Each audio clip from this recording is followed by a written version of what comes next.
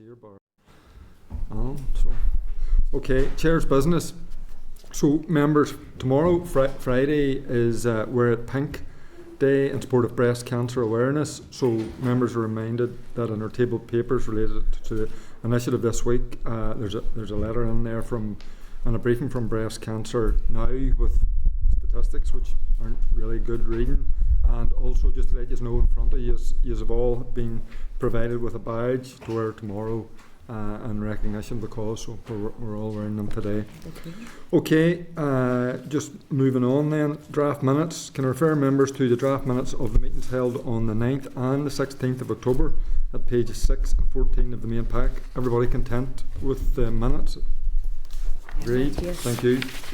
Matters arising. Can I just, in terms of matters arising from last week, the committee will have received correspondence from the chair of the BMA in relation to the winter preparedness plan. So a copy of that correspondence is at tab 4 of our table papers.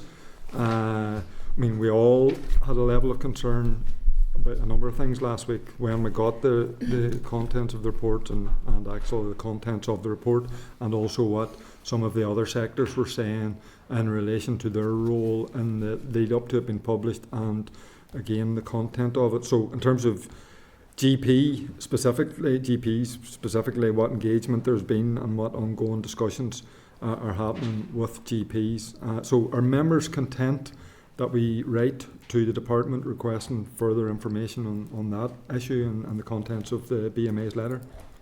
Yes. No, I'm absolutely content about that, but the Minister was asked a question on Monday, whatever day it was, and it was around where they indicated that there was like 250 odd beds that they could open in an emergency, and he was asked a question about how would they staff those beds, to which we got a complete non-answer. And I do think that staffing is such a huge issue that we should ask some questions around that, because staff are already under pressure. I was talking to a nurse this morning who was on night duty, and she was the only qualified nurse in that very particular specialism on duty that night. So staffing and safety staffing is already an issue, and if we have a flood of flu or respiratory disease, I'm not sure how you'd open those additional beds and put more pressure on staff. That's just, if that's okay with everyone. Yep. I think.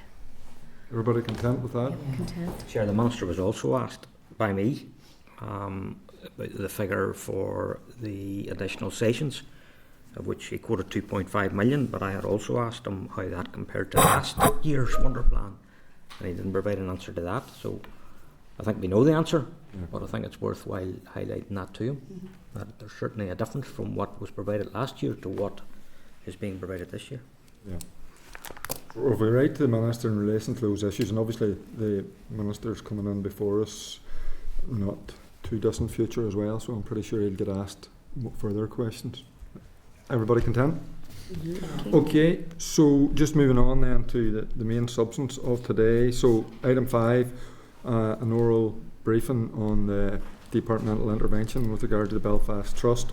Can I refer members to the papers, which are tab 5, page 18 of the main pack, and also in our tabled papers as well. And can I welcome Peter McBride, external expert within the departmental intervention team, and also Jennifer Hill, external expert within the departmental intervention team. So we've got your report and we've read it. If you want to make some opening remarks, that would be great, and then we'll go straight to questions from members. Would it be helpful if we did a brief introduction of ourselves? Just, I think, particularly maybe for Jennifer. So, Peter McBride. I spent most of my career in leadership in the voluntary and community sector. The last 6 or 7 years I've worked across the public sector, particularly in health and particularly around culture and the openness, duty of candour, that sort of thing. Hello everyone, I'm Jennifer Hill. I'm from Belfast originally, but have lived and worked in England and Scotland for a number of unspecified decades. Working most of my clinical life as a consultant chest physician for over 20 years, and then laterally as a chief medical officer of a similar sized trust in Yorkshire until earlier this year. So that's my background. By way of introduction, we thought we'd talk you through a little bit of the process. It won't take very long, and we won't go through the content and the assumption that you've read it. So if we just talk a bit about process, and then we'll take questions on content. This has been a challenging piece of work. We've heard lots of very difficult stories. The intention of it right at the start was to be as inclusive as possible. So we created multiple ways in which staff within the Belfast Trust could engage with us. The first of those was a survey that we put out to all staff. This was back towards the end of June and July, where the Belfast Trust facilitated a video. On the back of that there was a survey, and in response to that we got 3,429 responses, which we were very happy with. That survey allowed people they could respond to that anonymously, which many of them did. But it also asked some high-level questions about their experiences of raising concerns, particularly whistleblowing.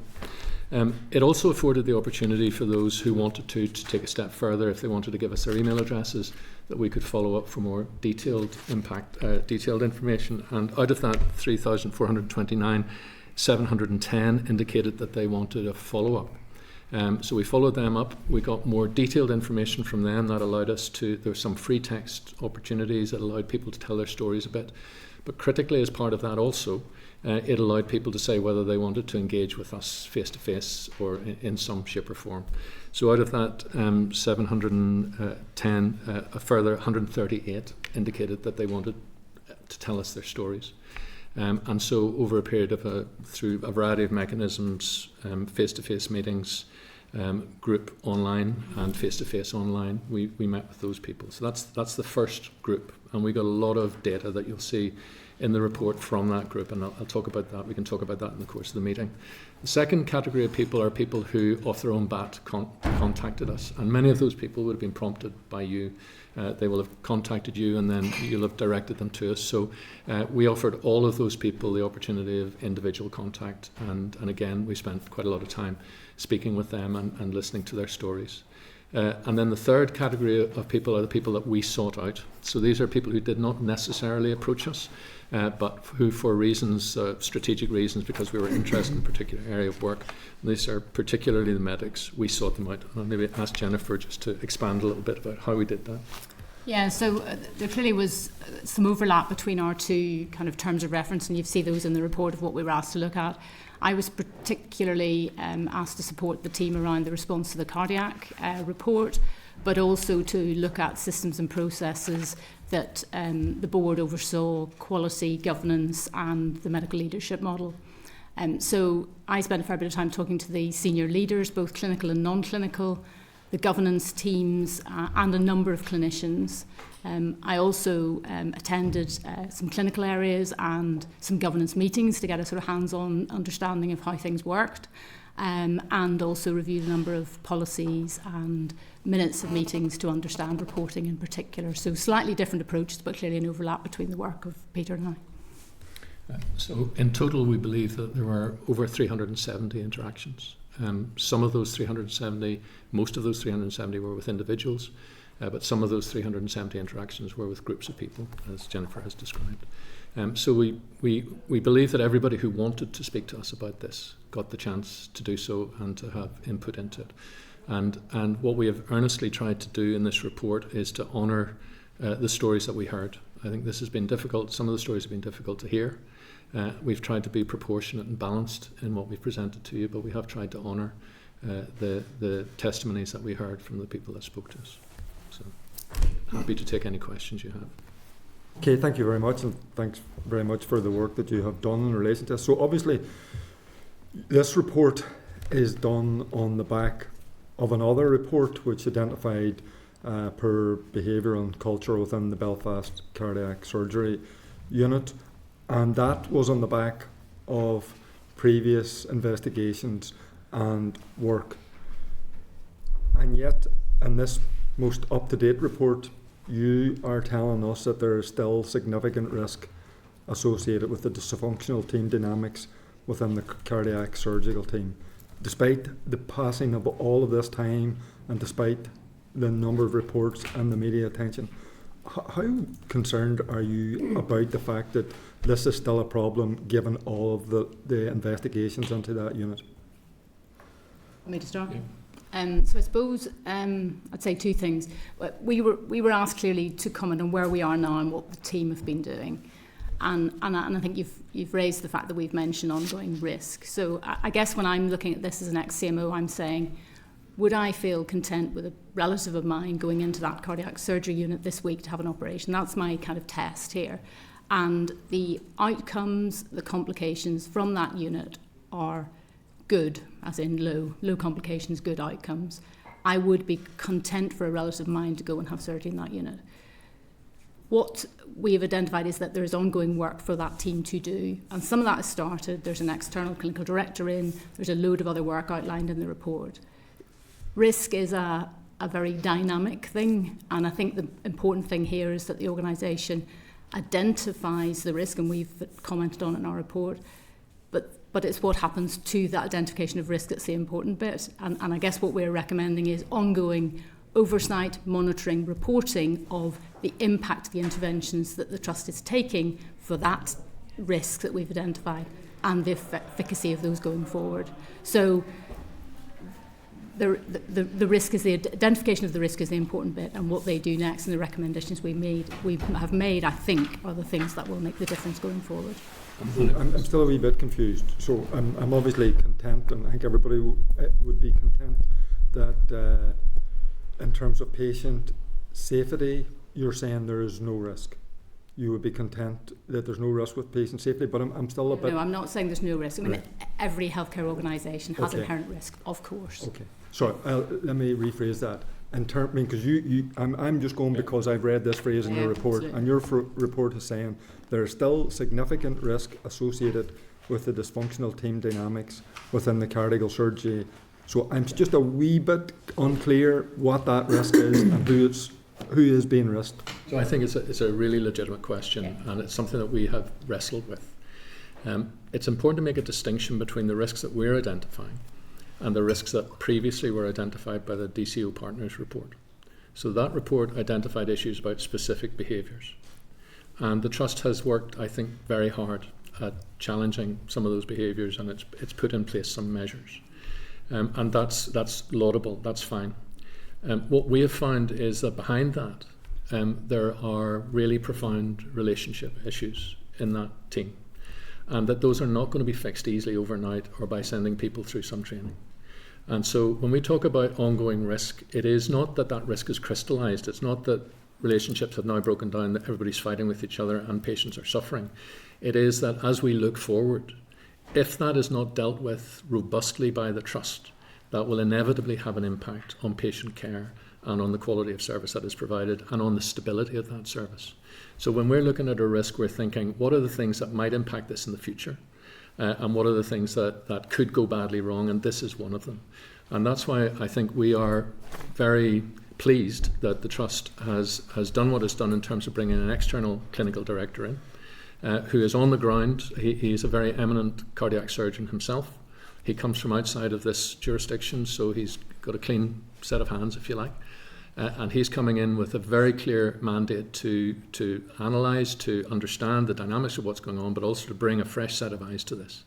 So the risk going forward would be that breakdown of relationships had an impact on care. At the minute, we don't believe it is, but that risk going forward, if it's not dealt with, will ultimately crystallise, and that's what we're saying. And essentially, I mean, that was my question about the length of time that people, ministers, civil servants, permanent secretaries, trust chief executives have been aware of the ongoing situation, and yet, you know, even after this report, you're saying there's somebody external coming in to try and, you know, if I remember the public as I am, yep. But I'm also the chair of the health committee, so I'm sitting here concerned that despite all of that we have not solved those relationship problems within the Belfast cardiac unit. So I think that when you read our report, you hear that we are saying that we are saying that. Well, let me put it like this: Belfast is a large, complex organisation. There are always going to be behaviours that are challenging. The same would be true in any trust, I believe.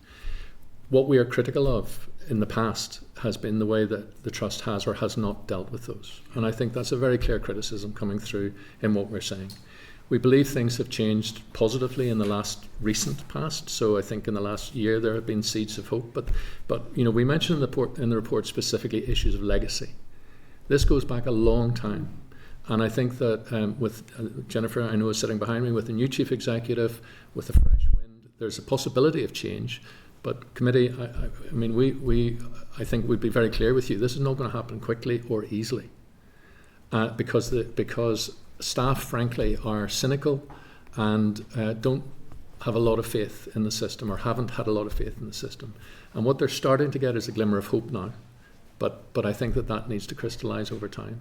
So I don't think what you're saying is wrong, Chair. But I think that this is a complicated issue and it's going to take time to resolve. Okay. And obviously your work initiated because of the problems within the cardiac surgery, but you were asked to look beyond that across the Trust.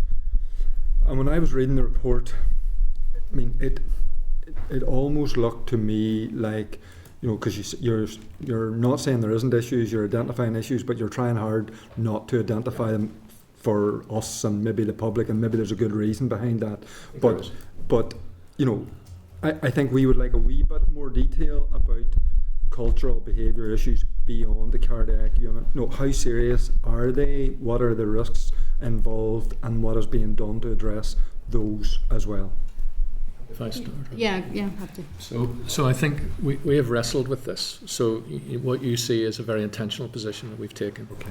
Okay. We have heard stories from staff, testimonies from staff of other behaviours that are very concerning. And in each of those, and there are a number of those around the Trust, it is, I think, very difficult for us to judge whether that is unusual for the Belfast Trust compared, for example, to other trusts, because we don't have that data, and therefore it would be unfair of us to pick on that as a kind of a specific issue. What we sought significant assurance about, and I promise you we did this really robustly. There are none of the other areas that we were concerned about that the Trust is not aware of, and that they're not active interventions already involved with. And when we made the decision not to name them, it was partly because we didn't quite know where we would draw a line, what would get in and what would the threshold be, and it just felt unfair. It felt unfair to the Trust, it felt unfair to the public to raise concerns that were not necessarily fully able to be crystallised. And what we did was we sought assurance from the Trust about the interventions that they are making, and sought, as you will see in the recommendations, very clear assurance that there was visibility within the Trust about those areas. You may want to speak to the colleagues following us about that, but from our point of view, we felt our job was to reassure ourselves that those are under control. Jennifer? Yes, I mean, I would reiterate what you said. I think in any large organisation like this, there are going to be teams that have difficult interpersonal relationships. It's how the Trust manages and deals with those and supports staff. And I think our recommendations are trying to say, as these happen going forwards, teams are dysfunctional, individuals behave less well than expected, are the managers and teams equipped both with understanding of processes and the skill set to deal with those, to nip them in the bud before they become a major issue and a problem, and deal with them. And as I say, the areas where we heard repeated narratives, we sense checked with the leadership team that they were aware, and all of them they were. So we didn't think it was constructive to start picking those out. It didn't seem a helpful way to go. So in your report, I mean, you helpfully give a lot of data in terms of procedures, processes, investigations, inquiries, etc. But I couldn't find anywhere, and I didn't see any, where there's no detail of anybody or numbers of people who may or may not have been disciplined. So, I mean, some of the behaviours that we have heard, I accept it's also contained in your report that within the cardiac unit there's a dispute about the veracity of the report and all of that. But, I mean, we have spent a long time dealing with this because there's cultural and behaviour issues. You're saying now that they aren't just within the cardiac unit, they're beyond that. So, I mean, I would imagine in any organisation where people are bullying, where there's bad behaviour, where there's a toxic atmosphere, any HR process, at some point people are disciplined, is there any examples of people being disciplined within the Belfast Trust for bad behaviour? This is another excellent question, and let me unpick for you some of the challenges behind this. So we sought data on this, and what we wanted to do was to find a way of us benchmarking data for the Belfast Trust, for example, with other trusts. And there's some of that in there, but what we ended up discovering was, and this is part of the paradox of this, if you have an organisation, as you do, I believe, at the Belfast Trust, where people have no faith in raising concerns, or very little faith in raising concerns, the levels of raising concern become low. People don't do it because they don't believe it's going to have an outcome. So getting overly fixated on what the data is telling us will give a skewed result on that, and that was the rabbit hole that we found ourselves going down a bit. So what we tried to do was focus much more on creating finding the narrative that allowed us to explain why, in a way, the disparity between what we were seeing, which was actually the Belfast Trust is largely in line with other trusts in terms of numbers of grievances raised and whistleblowing and that sort of thing. In fact, it's better than some. With what we were hearing, which was very little trust in these processes and people not necessarily believing that they're going to be listened to, treated properly, or that it will be acted upon. And the conclusion that we came to is what I've just described to you, that where there are low levels of trust, people just say, well, what's the point? There's no point in me raising that. They're not going to do anything anyway. And when we talk about legacy, that is one of the biggest challenges that the new leadership have to face.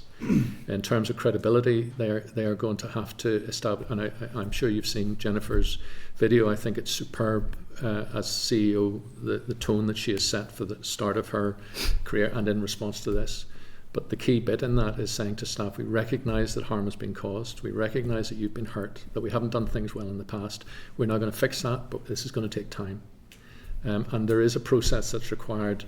I'm facetiously a little bit say a bit like Northern Ireland, where we have to deal with the past as well as sort of engaging with the future. And it is exactly the same for the Belfast Trust. There is remedial, restorative work that is required alongside then the transformation work to deal with the pain that has been caused.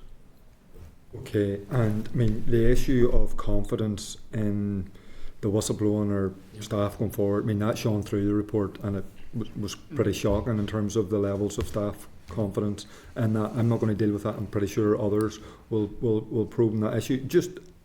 But following on from that and some of the other things in your report, because it was mentioned in your report and other officials at different times in front of the committee have previously commented on the size of the Belfast Trust as an organisation and the challenge that does. So, this is a question I will ask in the next session, but I'm going to ask yourselves, given the size of the Belfast Trust, do you, both of you, believe that it's manageable, or that it remains manageable when it comes to issues of poor staff behaviour, of governance, of procedure, of good human resources practices? Yeah, so I worked in an organisation of not a dissimilar size. I think it's about how it's run and how the leaders are trained and the culture of the place. I think you're getting at, is it too big and therefore unmanageable? I don't believe it is. There are many other organisations considerably bigger outside of health that can do that. So I don't think size is the issue. I think it's about governance, processes and culture. Yeah. And I agree with Jennifer on this. I think that what Belfast perhaps has not done as realised actually is the need for an organisation that has over 20,000 people. It needs to have a real priority around how it manages its staff. In one way, scale is, in one way, it's irrelevant if you have the right infrastructure to deal with it. I think the complexities in Belfast are less about its size and more about the scope of what it is trying to do in terms of it is both a general hospital and a regional centre for excellence, and et cetera, et cetera. And there's something about how that is managed and organised, certainly that is challenging. But the simple issue of scale is, there are lots of large organisations that are managed really effectively, and there's no reason why Belfast couldn't be one of those. Okay, and you have made a good few recommendations in regard to that. So my last question is, you've handed this report to the Minister. Everybody's aware of it. The report is now public. So, what happens to your recommendations? Can the Belfast Trust pick and choose? They have to implement every one of those recommendations. Well, it's over to the Belfast Trust now. And in a way, it's not for us to answer this. Our recommendations, we made them because we want the Belfast Trust to do that. We haven't made them gratuitously, and we've thought very carefully about them. So I suppose if I was being really honest, I'd be really disappointed if the Belfast Trust didn't. I do think there's something in this which is about understanding that this is a long game now. This is not going to be fixed easily or quickly. And when we talk about culture change, we're talking about years. And again, I go back to this issue of winning hearts and minds. That there's a really important process in this, which is about getting staff confidence back, that they are being well led and well managed, and that they will be safe enough going forward to raise concerns, and the organisation is genuinely interested. I mean, I've been quoted extensively around the being open stuff that I've done in saying that it's immoral for an organisation to ask people to speak up if it's not prepared to listen. And I think the Belfast Trust has been in that position for a while, and that really needs to change. Yeah. And just one more follow-up. Have you been asked, or will you be asked or tasked with doing any follow-up work with regard to the recommendations by the Minister? There's been a suggestion that we are part of the process that may happen at some point in the future, where a decision will be made to de-escalate from level 5, and I think we're both very open to a conversation around that, and I think that would be a very sensible thing to do. I mean, we've invested heavily in doing this. I think both of us are passionate about the possibility of change, and so I think we'd both be very pleased to be involved if we were invited. Okay, and I probably should have said this at the beginning, but before I hand on to other members, I mean, it's clear in your report, big organisation, 20,000 staff, what we're talking about here isn't necessarily representative of 20,000 staff, so these are very important issues. Poor culture, poor behaviour needs addressed, but for a lot of people who work in the Belfast Trust, their experiences of work and patient outcomes and all is positive. I think that's a really important point to emphasise, but I would say I wouldn't be overly dismissive of the numbers. This is not like a general survey. So when we sent out that original survey, we asked people specifically who had experience of raising concerns to respond to it. And that's why we say in the report, the people that we spoke to are the experts by experience of what it is like to raise concerns in the Belfast Trust. Arguably, they could be 100% of the people who've tried to raise concerns. So that's why I think the data is valid for what it is. This is not a representative survey for the whole trust. This is very focused on the people who've tried to raise concerns and what their experience has been. And that's what we have, with I hope, integrity and vigour, tried to communicate to you in the report. And then if I just add to that, the other thing I think is really noticeable is that even as people have been telling us unfortunate stories of how they feel they've been treated when they've raised concerns, they have equally at the same time been saying, and we want it to be better and we want to be part of it. So it feels like a group who are hurt in inverted commas, but also really keen to be part of the solution, which feels like a very positive position to be in, albeit it's sad that they've gone through it. Yeah. Thank you. Just going to ask other members on now. Dan. Yes, thank you, Chair. And can I echo, because I do think it is important to do that. Every day we are thankful for those staff who turn up, who save lives, and who, I suppose, look after us when we're at our most vulnerable. So it is really, really important to say that. And to thank you for the report. It certainly is an extensive report. And I think that there are some things in it that are very concerning. And the Chair has dealt with the issue of your view of potential risk in relation to the cardiac surgical unit, so I'm not going to focus on that today. But I am going to focus on culture and perhaps some of the issues around managerial issues versus the board, and how things may or may not have fallen by the wayside in relation to that. So I suppose my first thing is that when I read this report, and I read a sentence in your report, and you say, when asked to describe the nature of concerns that they raised, the main themes respondents described were of bullying, harassment, a toxic working environment, the misuse of power and processes, unprofessional conduct and disregard for policies, and patient and staff safety risks being ignored. That's damning. And that is the truth. That's what we heard. And it was a very difficult process to listen to that and to try to make some sense of those experiences. So having said all that, and I've actually read this report through twice, 2 or 3 times now, to try to get a handle on all of the themes in it, because I think there is a mine of information in it. So having said all that, what I don't find in this report is a sense of accountability and responsibility for this really toxic environment that you describe. I mean, you're describing bullying and harassment, toxic working environment, the misuse of power, unprofessional conduct and disregard for policies, and patient safety and staff and risks being ignored. But you don't address the issue of accountability and responsibility for that.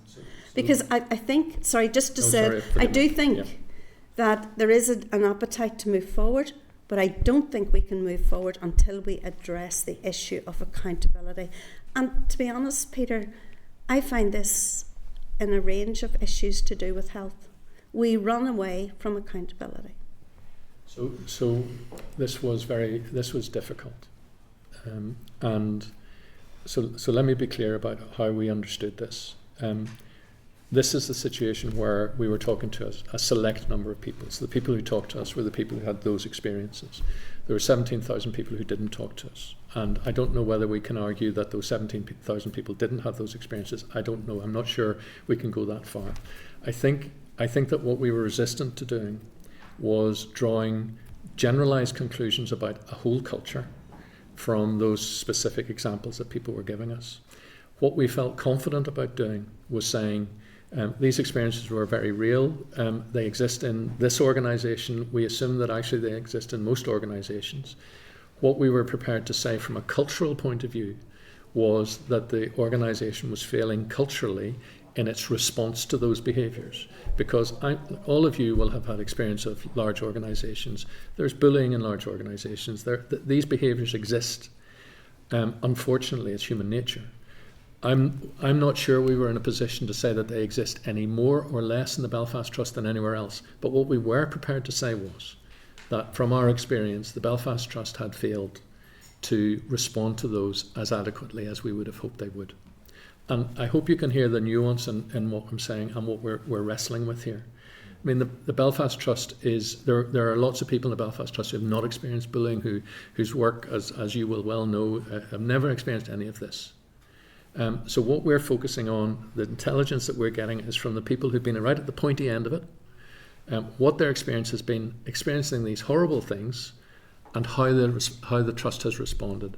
And our view is that in many of those cases the Trust has responded poorly, and that needs to improve. And who's responsible? So because you describe an organisation that managerially is bloated, with little accountability from managers, nobody knows who's doing what, and who's responsible. Who is responsible for this damning situation that you describe in your report? Because unless we address these responsibilities and accountability, we won't know how to proceed or move forward. I think. Oh, go on. Well, I was going to say, I think that there's a constructive way of talking about this, which is about accountability, responsibility, and then going forward. Yeah. So from a corporate point of view, the organisation is corporately responsible. The board is responsible for the activities within the organisation. That's true. I think that now that it's clear, what you as an accountability committee could expect is a very robust response from the Belfast Trust about what they're now going to do about this. I think that's different to, for example, the question of who's to blame, because that's much more problematic.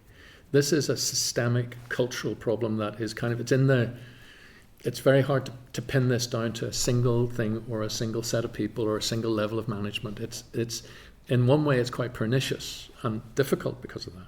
So it's very hard to allocate individual responsibility, certainly. I think that what I would want, if I were in your shoes, what I'd be wanting to hear is that the organisation was accepting responsibility for this and moving forward with a robust plan to deal with it and not denying it. And that's the bit that I think is most challenging. Can I move on to the issue of that you talk about, because you have sort of cordoned off some issues into legacy issues, which is a polite way of saying these are very difficult and we don't know how to deal with them, in my view, and I think maybe in your view as well. So I have spoken to a very large range of mainly consultants, eminent people in Northern Ireland, who describe, as you say, a punitive culture, who describe the impact that it has had on their family and on their mental well-being, who feel that they have been punished for raising concerns and thrown into a process known as managing high professional standards because of it. Those people are, I would say, at a fairly low ebb, and deserve something more from this report and from the Trust than to lump them together into legacy issues, just my view. So these legacy issues and the issue of managing high professional standards.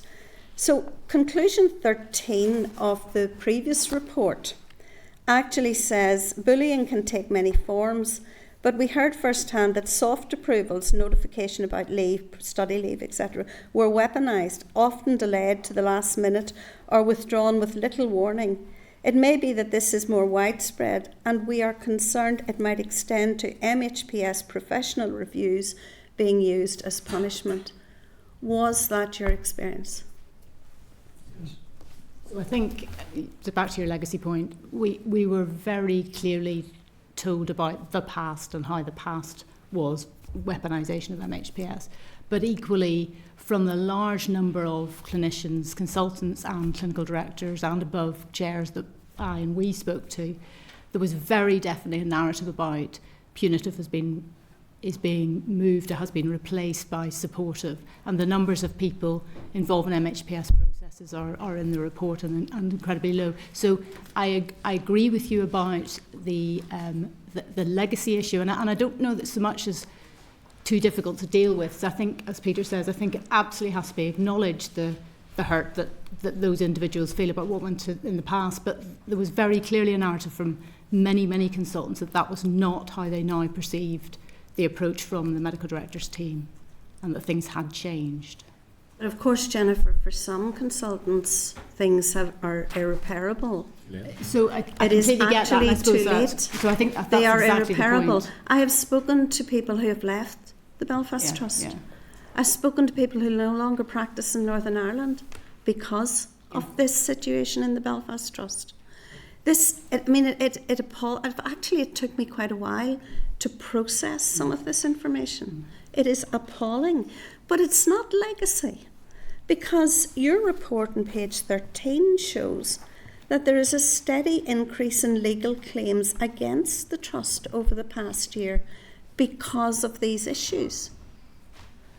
So the Trust are going to pay, and of course I will ask Jennifer who is paying and where the money's coming from, but the Trust is continuing to pay, continuing to fight legal cases in employment tribunals on this very point. So it can't be cordoned off. It has to be dealt with. So there's no implication at all in talking about it as a legacy issue about cordoning it off, I promise you. And I also would say that we have spoken to many of the people that you will have spoken to. I spoke to a number of retired, particularly consultants, who told me exactly what they've told you, and whose lives have been deeply damaged by their experience. So I think that we're very cognizant of that. I think the Trust there is a change in direction, but as with other points, this is going to take time. The fact that we describe it as legacy is because I think it is something that there is a sense of it is not the same now as it was then, and what is going to take some time is to work through what the repercussions of the past will be. So I would argue that those issues around litigation, etc., are to do with the time it takes to work through some of the consequences of issues that happened last year, the year before, 2 or 3 years ago. These things take a disproportionate amount of time. And one of the big criticisms around MHPS was actually the length of time that these things took. So I'm not disagreeing with you at all. I think that I think this is an intractable, a vexatious problem. It is a difficult problem. There is no implication at all, certainly no intention on our part that this was somehow packeting this away to be forgotten about.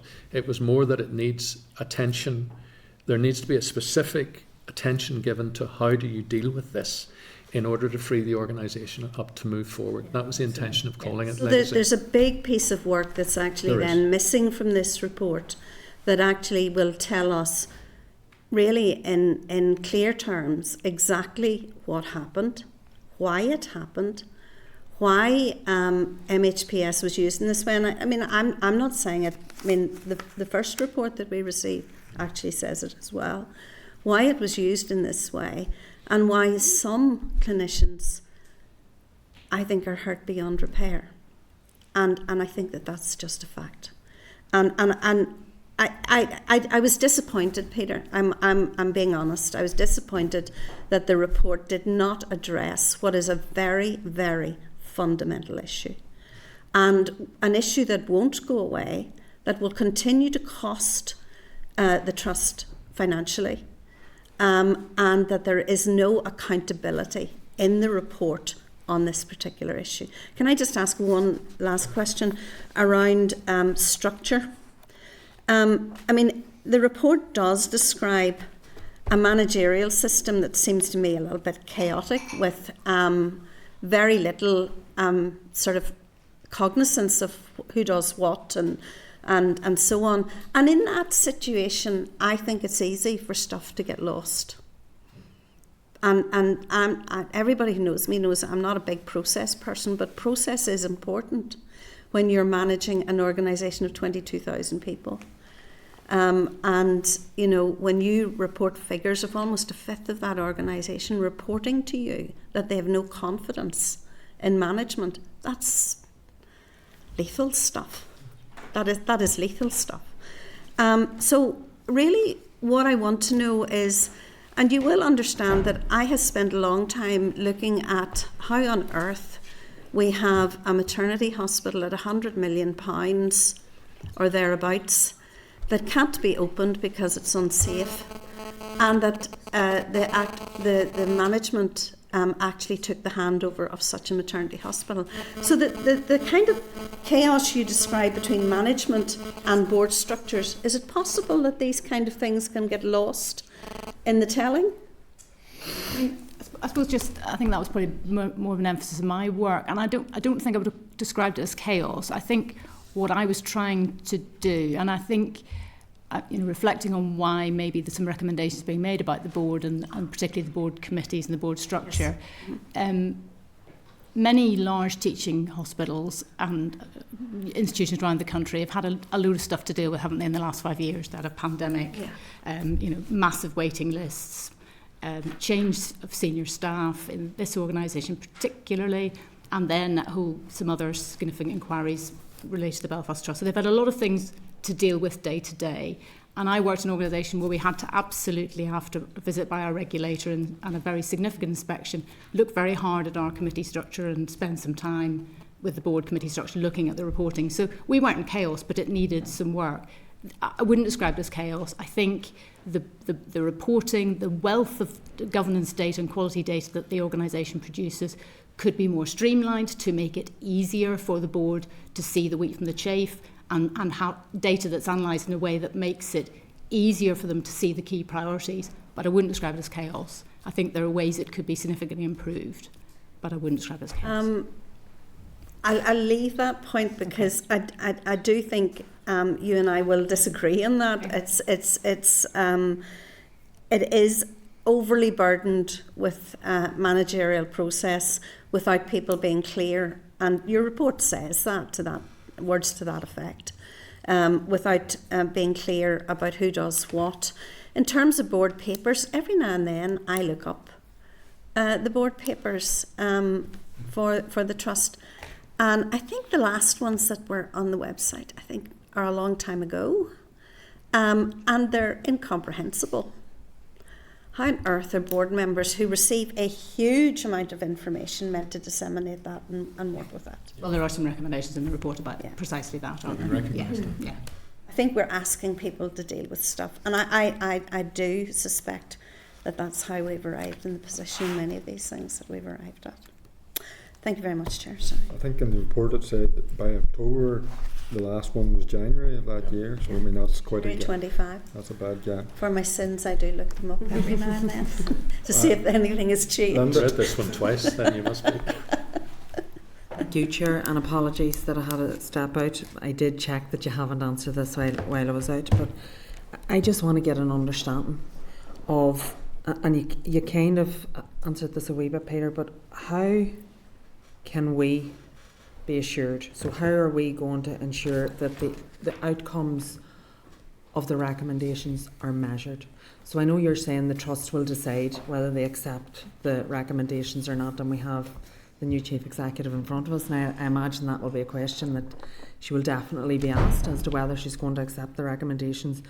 But I'm on the policing board, and when recommendations come out of a report to PSNI, we'll bring them in front of the board or in front of one of the board committees, and we'll say, you know, which recommendations are you accepting? If you're not accepting recommendations, why not?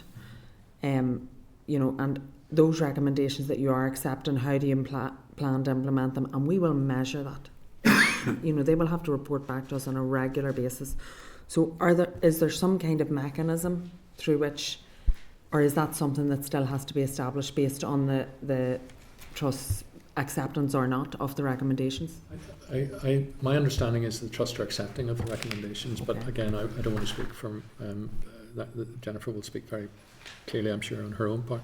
I think it is wholly reasonable to expect that the Trust will present to you at some point or a response to this, which is a detailed plan about how they expect to implement it. That's certainly what I would expect. That would be normal. I mean, I've been involved with hyponatremia and with neurology. Whenever recommendations are made, there is normally a response plan that is in place. And I think as a committee, it would be very reasonable for you to expect to have sight of that, to give yourselves assurance that it's not just a token exercise and that there's some detail behind what the outcomes look like.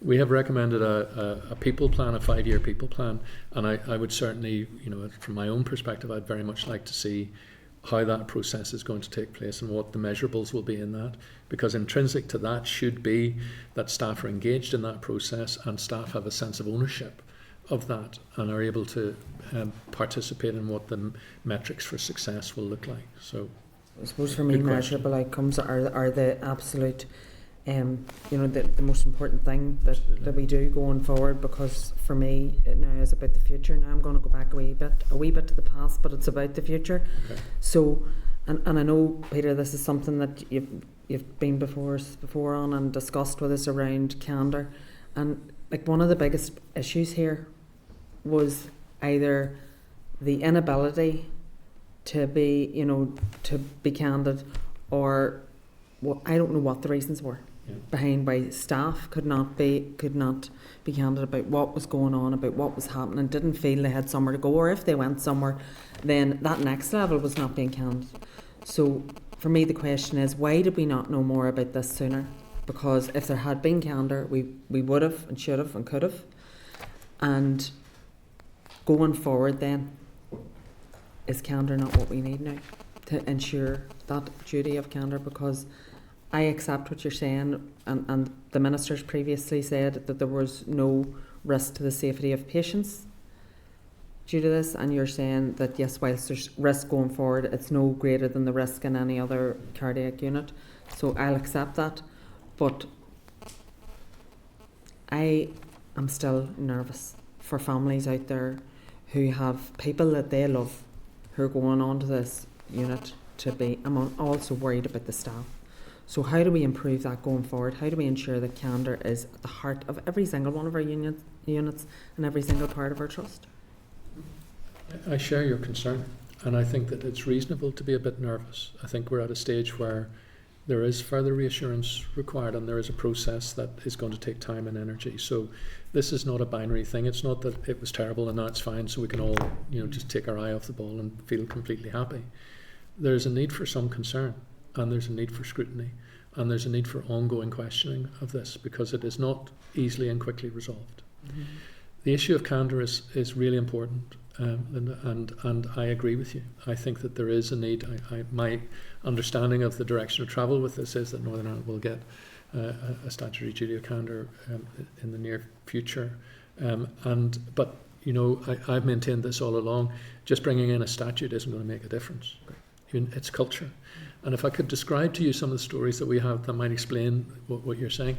You know, if you're a person in an organisation where your manager has bullied you, and you want to raise a concern, but the person that you raise it to is best mates with your manager, so you don't feel that you can do it to them. So you maybe try and raise it to the person above, and they ignore you or tell you, oh, never, don't worry about that. Yeah, that's just banter, it's whatever. And that's the story that we heard multiple times. Then what that creates is a culture in which people have no trust or faith in raising concerns. So that's why you haven't heard about it. People, I mean, what we experienced were a number of people. There's an interesting consequence I want to say to you about the issue about the cardiac surgery report. There were people who spoke to us and where we said, why have you come forward now? Why do you want to speak to us now? And they said, because when we saw what happened with cardiac surgery, we thought that's the first time we've seen somebody raise a concern and there be action taken. So we thought maybe we can speak now. And I was quite shocked when I heard that, because I thought that shows the depth of, I suppose, cynicism that there has been in the organisation around this up until now. And what Jennifer and I are both experiencing, I think, because of the timing of this is, I think this is changing. I think we're on the cusp of a change, but it now needs attention, it needs time, it needs support, it needs resource, because it's not going to be fixed quickly, and if it is cultural change, then it is going to have to be nurtured forward. And so that's why I think you haven't heard about it. I think it hasn't filtered up. It hasn't been a priority. I mean, there was no formal people report, as far as I understand it, to the board of the Belfast Trust. So there was no mechanism by which anybody was asking the question. I think that is now different. I think that is now fundamentally different. And going forward, those kind of metrics will become a source of significant interest to the board because of this. And that is, for me, that is a hopeful sign. I agree that there absolutely needs to be a cultural change, and I think the two things do go side by side. One cannot go without the other. But I mean, for me, I think this goes back to the first point, that the measurable outcomes, we need to see measurable outcomes, and that will be about, I think, going back and doing something similar to what you did in terms of staff, and getting an update then on how things have really changed on the ground. Thank you, Chair. Earlier. Thank you. Thanks very much to Peter and Jennifer. So, Peter, maybe if I could just ask to begin, it's maybe to bring it back to Diane's point around the accountability and responsibility following on from this report. So I know that you've been involved in this type of work for a good bit, and we welcome that. But was there a report or a presentation that was brought to the Department of Health around 2 years ago on some of these sort of similar issues? If you're talking about the work that I did? Yes, yeah. yes. So let me, I'm happy to talk about that. A few years ago, I was commissioned to do a piece of work by the Department of Health on being open. And it was the start of a process to develop a framework, which is now, you may have seen, it's been in consultation, it's about to be finalised. Mm-hmm. And at that time, the Belfast Trust approached me and offered to be the first trust to engage with that. And that was the then Chief Executive had just come out of the neurology inquiry, and there was, to be fair to them, they recognised that they had an issue and they wanted my involvement in that. So in order to, and that was, so remember the focus of that work was on being open. It was not an analysis of the Belfast Trust. It was no analysis of what was going on there. The purpose of that work was to get the intelligence that I needed to develop the being open framework.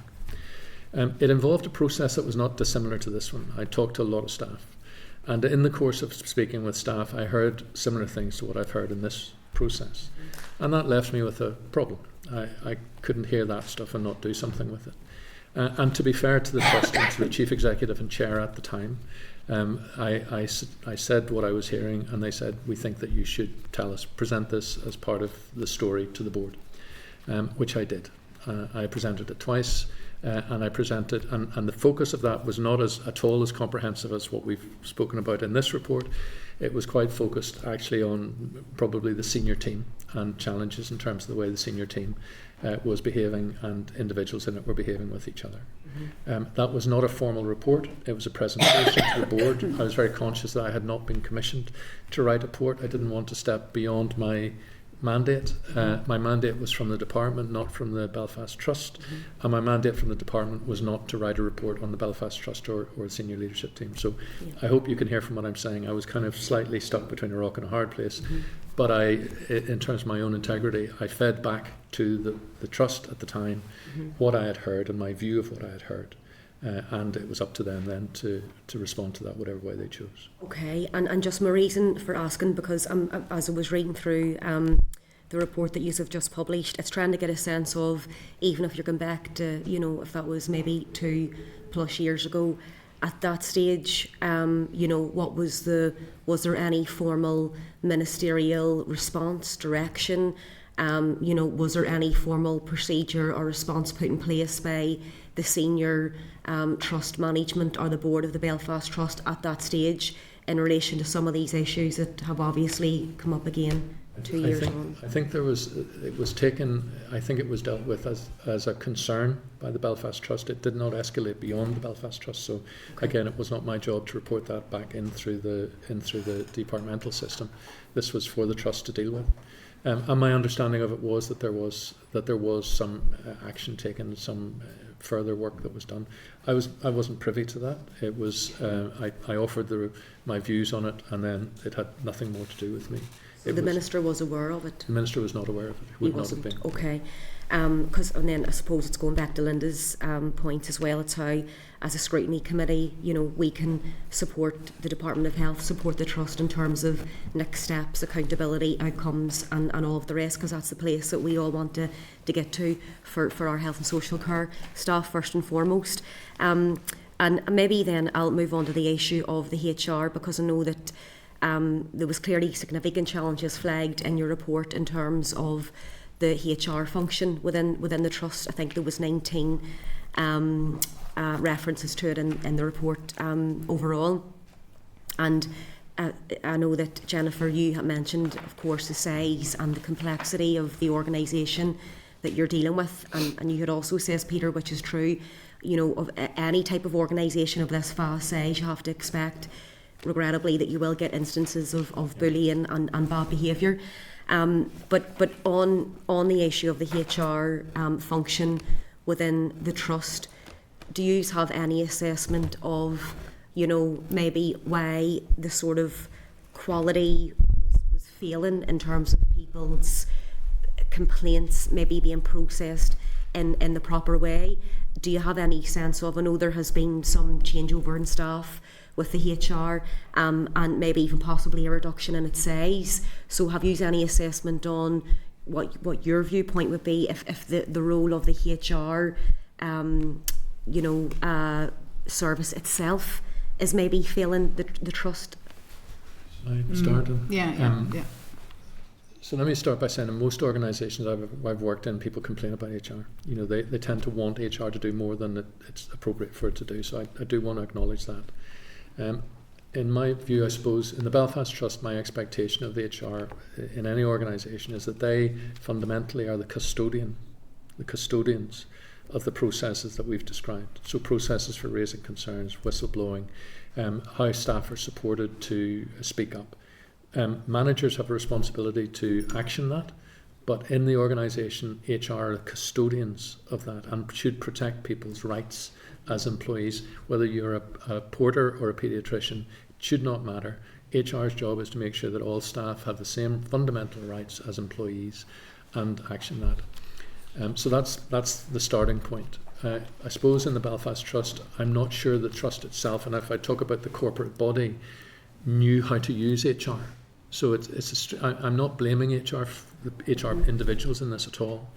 I think the organisation itself had not prioritised people, and therefore had not prioritised its HR function or supported its HR function to deliver on that. And that's just I suppose it's my view. I think there's probably an issue around resourcing. for a large organisation, I think there's possibly a question on, the amount of staff that are required. Mm-hmm. But I also think there's something about where it sits in the organisation in terms of priority. And I suppose it would have been my experience a few years ago, and it's my experience again now. It has not had the central priority that, in my view, it should have as an organisation where it has 20,000 staff who are arguably your key resource to deliver services. So, our recommendation is bring this front and centre.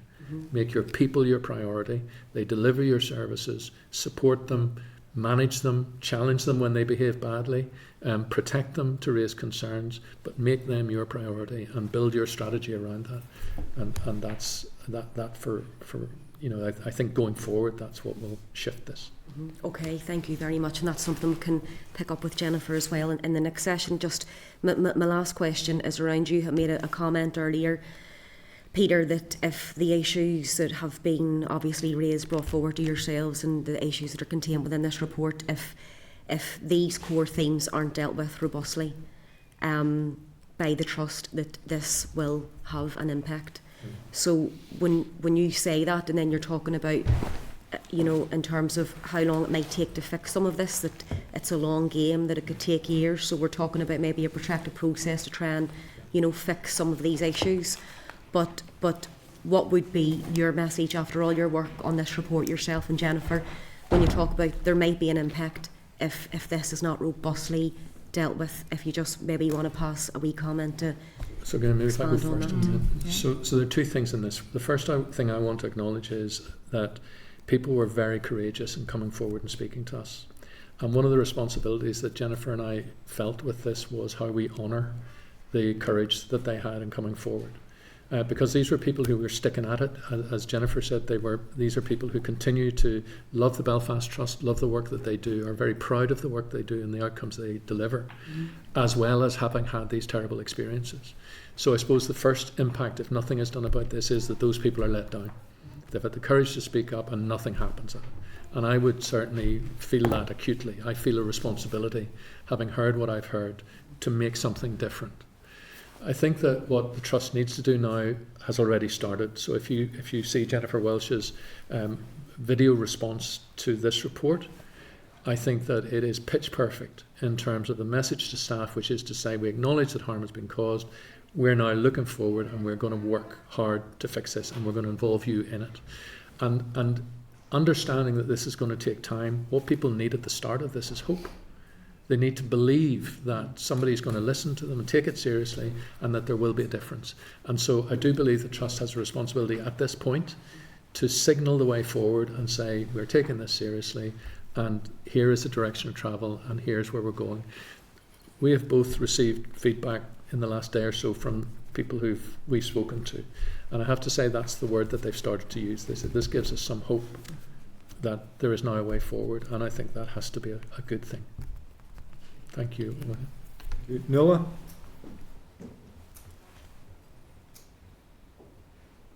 Noah? Can you hear me okay? Yep. Yep. Yep. Hello. Sorry I can't be there in person. Thank you for the comments so far. I have a number of questions, and I'd just like to go back to the recommendations, and I think all of us on the committee would agree that not just the Belfast Trust, but a number of the trust areas, that there is an issue with whistleblowing in terms of how it's actually moved forward. But in 2018, Justice O'Hara did make 96 recommendations after the Hypnotremia inquiry, and one of those actually included online mechanisms for whistleblowing. The department, in response to the committee today, has said that it considers the recommendations relating to this implemented. But this report has come out now 2025, and it's 7 years after those recommendations made, and it's quite clear that it's not working. It's just quite simply not working. But forgive me if I'm skeptical as to whether I believe that it will in fact change now, because there's too many other examples where staff do not feel that they can speak up, and those that do have counterclaims then made against them. What kind of assurance do you think can be given from both of your perspectives in the work that you have undertaken now that there is a change that is going to happen? I'm not sure we can give an assurance. I think that our job has been to diagnose and to give a direction. I think the assurance that you're looking for needs to come from the people following us and from the department. I mean, if I speak specifically about whistleblowing, the problem with whistleblowing in the Belfast Trust was a huge amount of confusion about it. I think that people, having lost confidence in any other process to raise a concern, thought that their last resort was to be able to use whistleblowing. And so ended up at times using it inappropriately and then becoming frustrated and disappointed because it didn't do what they, didn't, for example, protect their anonymity, which they expected it to do. There are other alternatives that they could have had, but that some people didn't necessarily know about other prescribed organisations like the Ombudsman or RQIA that they could have whistleblown to, but that was not widely known. So there was a lack of awareness of what their options were. The reason we have recommended an independent regional whistleblowing facility is not to undermine the necessity of the Trust to get its act together around its own whistleblowing capacity, but because there is such a degree of cynicism and lack of trust around in the Trust around this, that I think there is a need, even if it's in a temporary way, for there to be a visible independent regional capacity for that. And I think it is exactly the same around the regional freedom to speak up. It's the same principle. Arguably, this is what any good trust or any good manager should be doing on a daily basis. That's not where we are at the minute. There's no trust. There is very little confidence in the system. Therefore, we need something in the interim, maybe long term, that allows people confidence that there is a place that if they raise concerns, they can go to in extremis. And that's why we did that, Nuala. And so I can't give you assurance, as I sit here, that that's going to be done. I think that can only come from the department and from the Trust itself. And we'll certainly ask after. It is disheartening when you see inquiries years ago make recommendations and departments say that they're done, but actually the same issues just arise. I know that you've said about legacy issues, but actually it's still really important for transparency and accountability to ask questions regarding that. There was 18 months, roughly an 18-month period from when some of the initial complaints were first raised until I believe maybe October to December 2023-24, where it seemed that relations and the whole atmosphere was different within the cardiac unit. And then it seems to have gone down or been frayed again.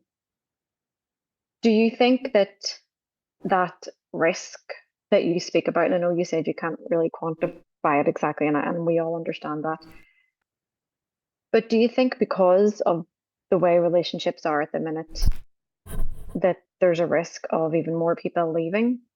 And do you think it can continue the way it is, or that there needs to be personnel changes? I think we spent a fair bit of time with the surgeons, meeting each of them and the rest of the team. I think any team disquiet or disharmony will always lead a clinician to consider whether there's a team elsewhere that would be a happier place to work. So I think that is always a risk if you have a team that isn't happily working together.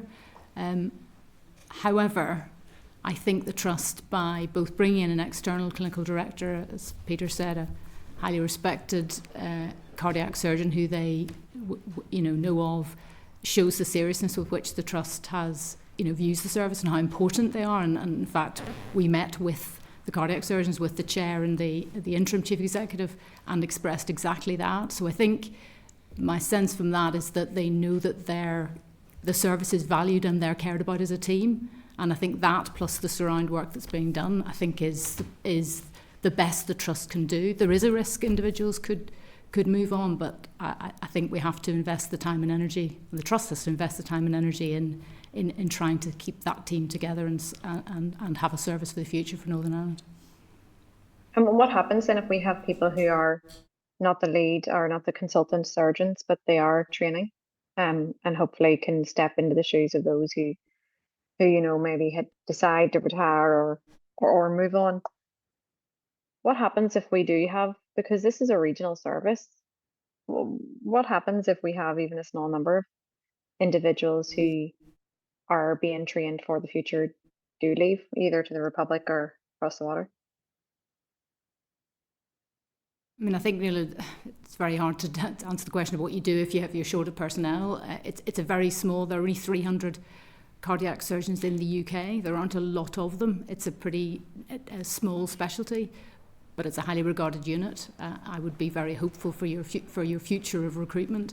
But yes, it is a risk, and that's exactly why time and energy is being spent trying to improve that team dynamic. And I just want to ask on the maintaining high professional standards, and I know that some of it's mentioned in the report, but it's not very detailed. But I wonder if you'd be able to elaborate on regarding how many complaints or even counter complaints were made regarding the issue of maintaining high professional standards. Because my understanding is that a large volume of complaints were counter complaints. And are you aware of whether many or any of those have been dismissed? So, don't know the details of individual cases. We provided you with in the report with the details of the ongoing cases, and as we said in the report, a number of years ago there were a very large number of open files which were concerns about doctor rather than doctors necessarily in MHPS. But we don't have that level of granular detail that you're asking for. Okay. But that strikes me as something that perhaps should have been looked into, is the level of power that people have to use the current process to silence.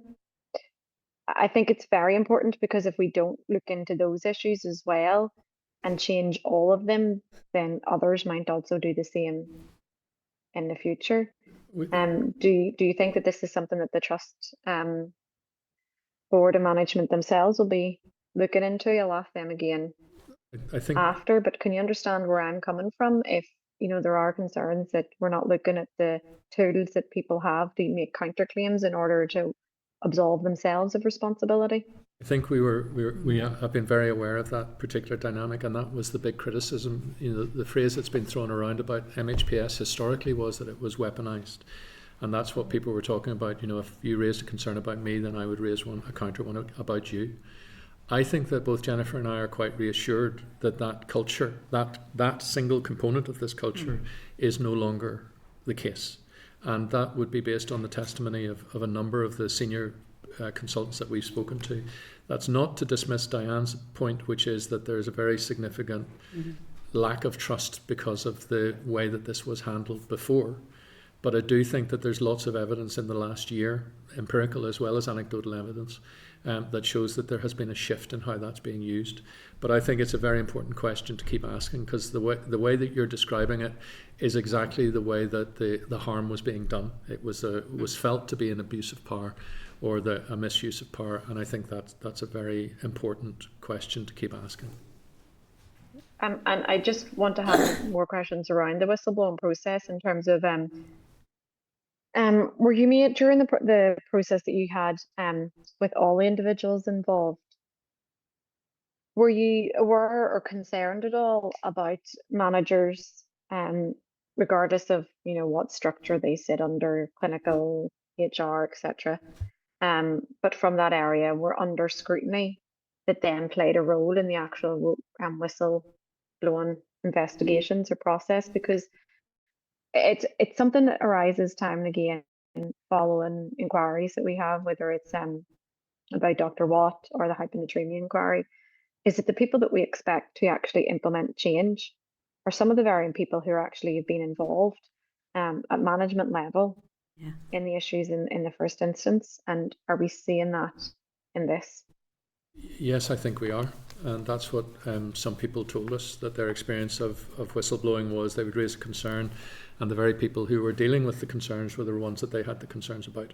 And it reflects in this regard, I'll use the word chaotic. I think there has been a chaotic feeling around whistleblowing and how it's been understood and how it's been managed. And remember, I mean, that's not just the responsibility of those who have whistleblowing in their title. That's about how ordinary managers manage it. So I think you're right, Nuala, and it's one of the reasons why I think, alongside the trust itself, paying attention and improving its internal communications and clarity around how it manages whistleblowing, there is a need also for people to have reassurance that if they don't trust that and if they're not satisfied with that, that there are other remedies that they can take so that they don't feel trapped or powerless.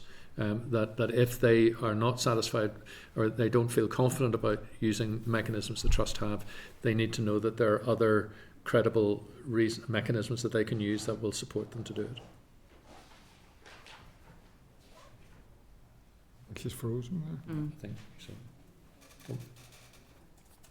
Individuals involved, and is really, and I know Diane mentioned it as well. One thing that's really kind of missing from the report is that accountability of individuals involved. And surely, if you don't have that, then how can people have confidence that any system is going to bring about change? And people will just continue to get away with it, issue after issue. Like, we see it all the time. We don't just see it in health, but we see it in health a lot more. And if we don't have that individual accountability as well as organizational accountability, then what is actually going to change? Who ultimately is held accountable? How many of, like, I'm not saying name people, but I mean, I honestly believe that Ciara Mulgrew was a sacrificial lamb when it came to this issue. Yes. And reading this report, I do not understand why it seems that he is the person who has been held responsible when there are people who've had their hands all over this, and it happens time and again. What is it going to take for something to change? Not really. I don't know if you want to comment on that. I mean, our hope is that this report will precipitate change. Yeah. And that's why we committed to it, and that's why we've written it. And we believe certainly that if the actions that we recommend in this are taken, then it will make a difference. But there's a big if in there, and it requires the trust and the department to take responsibility and to move forward with it. And that is our aspiration. Yeah. Okay, Nuala? Look, thank you. Yeah, I have more questions for the trust after, but it's disappointing that we don't get to actually ask questions of people who would have been involved, even higher up the chain of command during this 6-7 year period. Okay, thank you, Nuala. Alan? Thanks, Chair. Thanks, Peter and Jennifer. Your opening line, Peter, you made reference to the numbers of staff that had came forward, some of them on the back of communications that they had with us, who we subsequently encouraged to Speak to us. Speak to yourselves. Obviously, during those conversations that you had, you will have obviously spoke to a broad spectrum of people who have made comments about a broad spectrum of people. That's right. How far up, without obviously detailing any roles, but how far up the health service chain were those allegations? Because, and I say that because on the back of one of the communications that I received from a surgeon, they alleged that an individual very senior in the health service used the term of being nasty and a bully. So has that been your experience of those people you spoke to, that it did not just transcend the cross, but it also went up? I think it's fair to say that we experienced what we heard from people was a very broad cross section of criticisms that went up and across the organisation, right to the top and across. So yeah, I mean it was.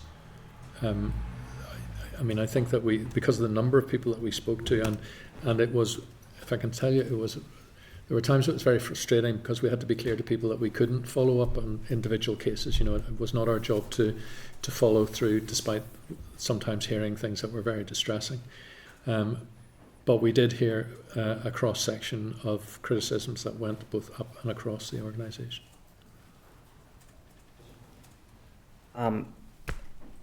Obviously, I had no communication with Diane prior to this, but she used the term which I had exactly written down, damning, and that is of page 15, 16 and 17. And that was which covered the pages of feedback from staff. And I'll quote some of it. Feeling confident about reporting concern, 65% said no. Do you believe the Belfast Trust would treat concerns that you might raise with the appropriate confidentiality? 61% said no. And even worse still, did you report the behaviour you witnessed? Almost 80% said no.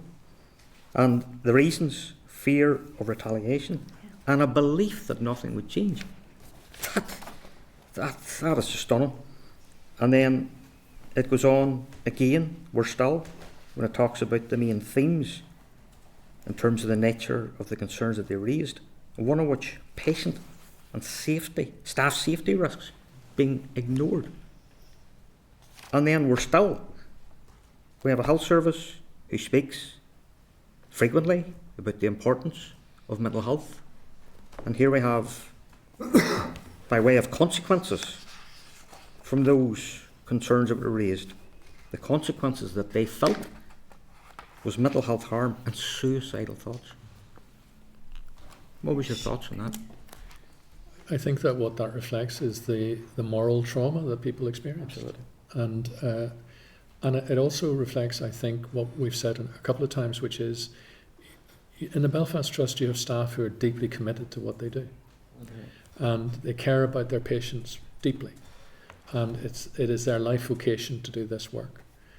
And there is a mixture of challenge with that because of the very clear pressure that the health service is under. This is not particular to the Belfast Trust, but the challenges that the health service faces, I would argue, we've used the word in here, impossible, and we stand over that. This is sometimes we are asking staff to do impossible things. And yet they turn up every day and they do it and they give of their time, and sometimes they give of their health to do that because they're so committed. So, I mean, I think the evidence speaks for itself. Now, do remember this was 17% of that population, so there are other people in the Trust who have not had those experiences, but we were targeting those who had these specific experiences of trying to raise concerns. And that's why I think this is such a, maybe it's stupid of me to say this, I think this is really important. It's really, the reason we've done this and the reason we've communicated to you in the way that we have is we believe it is really, really important. Because it's people's well-being, and ultimately there is a very clear link between the well-being of our staff and patient safety and the quality of outcomes. So, as an organisation, the Belfast Trust is a people organisation. It is people who deliver care. It's people who look after us when we need them, and it is the Trust's responsibility to look after those people. Peter, some of the recommendations that are on the back pages here, a lot of them make reference to shoulds, and in our belief in here we would like to have seen must, and even I see even in the recommendation 7 you talk about the CEO should review and consider reduction in size of the executive team. Consider. What if they don't? What if they consider it and say we've considered it and we believe the bloated organisation that we are, we're going to remain as is? What's the fallback on that?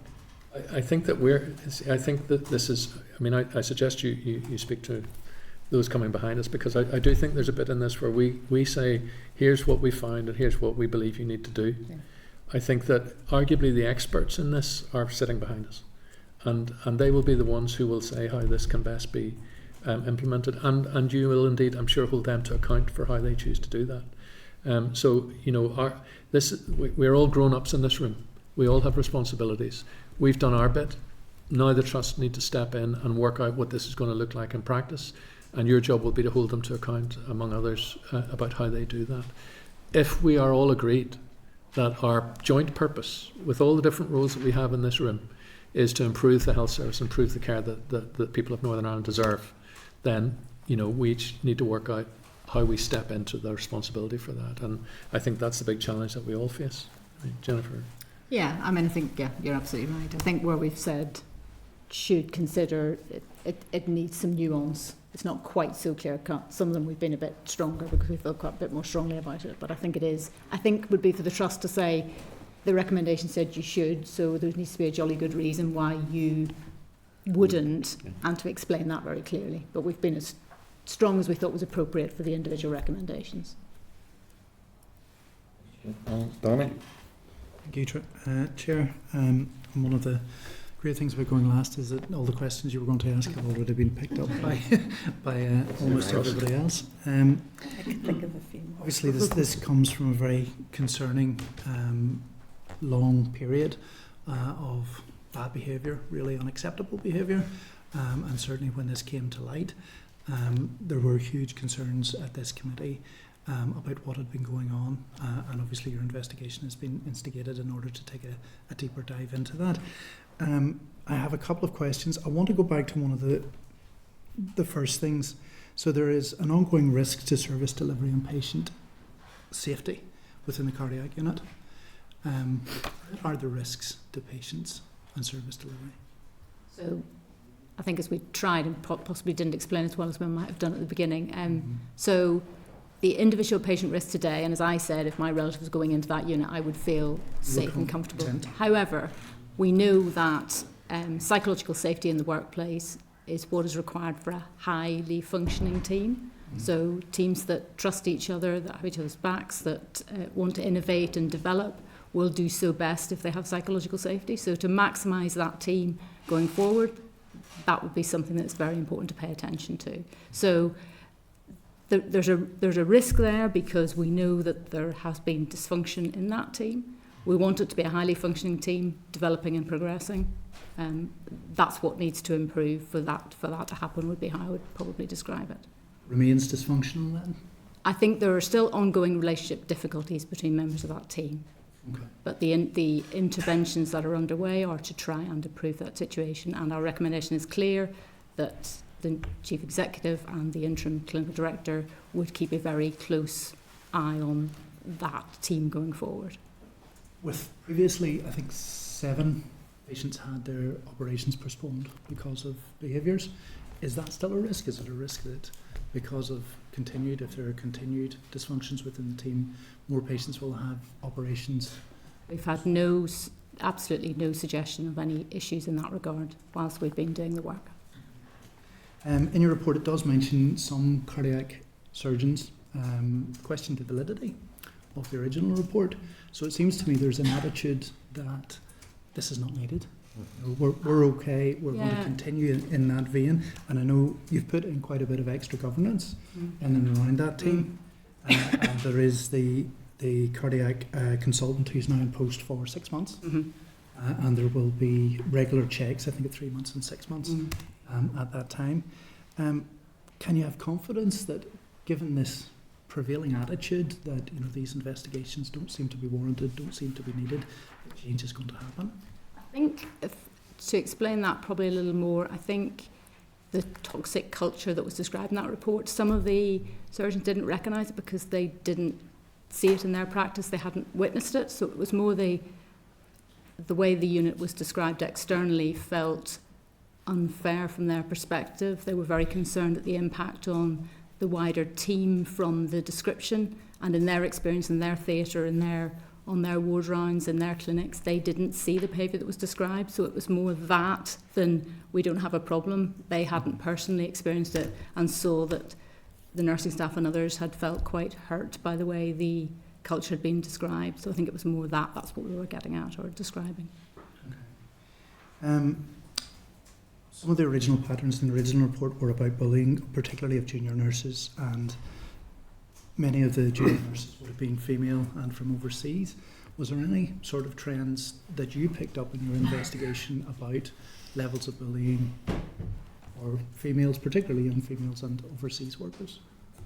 Do you want to start? No, so no would be my answer, but do you want to extrapolate? I spoke with a couple of people who were not from Northern Ireland, where coming from overseas was an added dimension to their anxiety about raising concerns.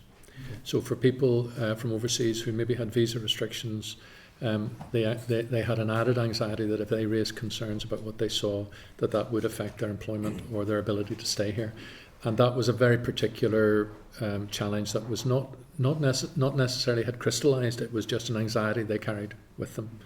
And I think I don't think that's news. I think we understand that it is one of the difficulties for people from overseas to feel that they can challenge. I think that's one of the cultural challenges that we face. And I think I'm fairly confident that the Trust does some work around that in terms of supporting staff that come from overseas around those cultural differences and the expectations raised challenges here. So I'm quite confident that that is understood and known. But I think it's an important issue, Danny. Thank you. The Trust remains in level 5 intervention. Have you any feeling, and I know that you had mentioned in one of your answers that you have been approached about at some point being involved in some other event where you would review how recommendations had been taken forward. Have you any view about how long that should remain in place, or when it should be reduced, or what the threshold for reducing that level of intervention would be? Yeah. No specifics. I think I assume I assume what would be required is a convincing response, for example, to this. That everyone was satisfied there was a robust and credible response, and again giving staff hope for the way forward and giving the department confidence that these issues are now under control. I have no sense at all of the timing of that. Yeah. One of the figures that really struck me in your report was the 62% of people who reported seeing behaviours that should have been reported didn't report them, and 20% that did. That's a very, very concerning issue. And that's the link with patient safety. So when we talk to people, part of what we did was, having had this data, is then to talk to people. And when we would speak to people about this, why would you not raise a concern? And there's no point. Nothing will be done. I'll get punished if I do. So these things are all connected. Yeah, and I think the proof of the pudding will be in the eating of people start to raise a concern, something's done, that's shared, that's that cultural shift to say, look, the stories need to be told about how raising concerns were welcomed and actions were taken on the back of it. That's that message that needs to keep on going out, and I'm sure that'll be something the Trust's thinking about. And as a metric, and I know we've talked about metrics of outcomes, will that continue to be measured? Is that something that we should look at, about people, as you say, feeling they're listened to and that their concerns are being taken on board? I think there's a lot of thought needs to go into this. In a weird way, if an organisation is showing low levels of people raising concerns, that is not necessarily a good thing, and that maybe is counterintuitive, where you think what we want to do is drive that down, when actually what we're saying is, what we'd love to see in the Belfast Trust is that the level of raising concern goes up. But it would be awful if that happened and then they came to you for scrutiny and you challenged them on that. So there is a sophisticated conversation that needs to be had here about what success will look like, and it has to go beyond simple metrics. There has to be an understanding of the stories. I mean, Jennifer has just described it. What are the stories behind it? What are the examples that people can give? Because they give us examples at the minute that are very negative. My friend raised a concern and she ended up having to leave, and you've all heard those stories as well. What needs to happen over time now is that alternative stories start to come in of good experiences, and a sophisticated interpretation of the metrics, where we see an increase in people raising concerns as a positive thing, especially if those are being positively resolved. And so I do think it's important. The questions that we ask will determine the answers that we get. So it's important to ask the right questions to make sure that we're getting the right answers. No problem. Thank you. I know this report is just the start of change, and I do hope that there will be the recommendations, as you say, you're under the impression that they've been accepted, and that we as a committee can have scrutiny over how those recommendations are put in place and implemented, and that change is measured and this does become safe. And it will be over to the Trust now in order to do that and to rebuild that public trust within staff and within the public at large. Just one last question. This was started because of an incident within the Belfast Trust. I've heard from other people and other trusts who have concerns about that type of behaviour within their own trusts, and I absolutely would encourage them to go and whistleblow and raise those concerns and make sure that they don't walk away. The concerns are always raised and they're raised in the appropriate manner. Do you think there's another Belfast Trust? Do you think there's another cardiac unit out there? It's an impossible question. I if I could answer it slightly differently, I'm not a politician, but I'll try to not answer the question that you're asking. I think that there are lessons in this for the region. Mm-hmm. And I don't quite know the mechanism by which those would be learned. I think the Belfast Trust is not alone in the challenges it faces. I think it's unfair to kind of focus too much on it when some of these issues are clearly, I think, across the whole region, and there's the opportunity here for some learning across the region. It's why we made a couple of departmental recommendations on the premise that those would have a regional impact, and I think if there was some thought put into what the regional learning might be, that would be a very useful thing to do. I hope that's an answer. Thank you, Dan. Thank you, Dan. Oh. Yeah, I have a very brief, Chair.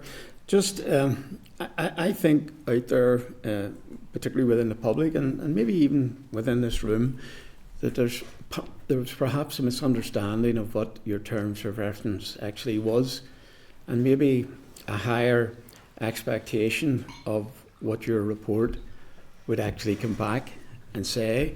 And just to clarify, you were sent in to identify the problems, but it wasn't your brief to fix them. You've suggested cures, but it will be others to take up the baton going forward. So I think that's important to clarify that in the public eye. But just you've talked about it's going to be a long-term fix, and we know there's no magic wand. It's not going to. People are not going to start liking each other overnight. So it is a long-term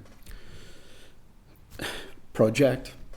But just this may be a difficult question to answer. But if the Health Minister brought you back in a year and said, same terms of reference, go in, have a look, what would you expect in a year's time? What would you see as success? What achievements from within your report would you see as successes? Jennifer, do you want to? Yeah, I mean, there are some obvious ones, I guess, around, committee structure, reporting, some stuff around, reporting outcomes, reporting people metrics, so some measurable process things. The culture bit is the bit that is going to take longer, and so to expect a change in that in a year is probably a tall order. But I guess some of the stories we would want to see more flowers blooming around the place, saying, I can see more hope, more evidence that, there was an example in a trust I worked in previously where the medical student pointed out to the brain surgeon that he was about to do the wrong thing. The chief executive went and found the medical student and thanked them and said that was fantastic for having the courage to speak up. That's the kind of stories you would want to be being told. It's a rather extreme example, but that's the so I think shoots of hope alongside those rather procedural process things, I guess, what I would say. And I would love to, in a year's time, I'd love to, in the Trust, meet people, ordinary members of staff who said, over the last year, I've been actively involved in helping the Trust devise its people strategy, and I've had a real influence in how that is influencing my bit of this organisation, and I can show you how that's going to improve my well-being. So I would love that sense of the Belfast Trust as a community taking ownership of this, and staff being facilitated to have their voice heard and being given agency to change things themselves, as well as the Trust doing what it needs to do. So it's this thing of just mobilising the talent that exists within the organisation at a grassroots level to help people take responsibility and ownership going forward. So I think there are things, Alan, after a year that you could see that are very doable. This is not going to be fixed in a year, but after a year, I would expect to see certain things in place that would be the signs of hope, those green shoots of hope for staff. And I suppose anecdotally, as we chat to people in the cafe or whatever, that they're telling us the stories that Jennifer has said, You know, we had this problem, we raised it, our manager took it seriously, we made changes, we've learned from it, and now we're moving on. Well, thank you very much for your piece of work. Obviously a lot of time and effort went into it. Thank you. Dan, allow Dan for a quick question and a quick answer. Well, just first of all, to agree with you about the priority that should be given to HR. And I mean, in defence, you indicate that the whistleblowing manager operated on their own without any administration for a trust of 22,000 people. That seems to me an impossible task. So just to set that out. You talk about the issues that Alan talked about, and you describe them in some detail, and you give metrics around them about how the trust responded to people and how people felt lack of confidence, and you described it as an abuse of power, that it was an abuse of power. Was it maladministration?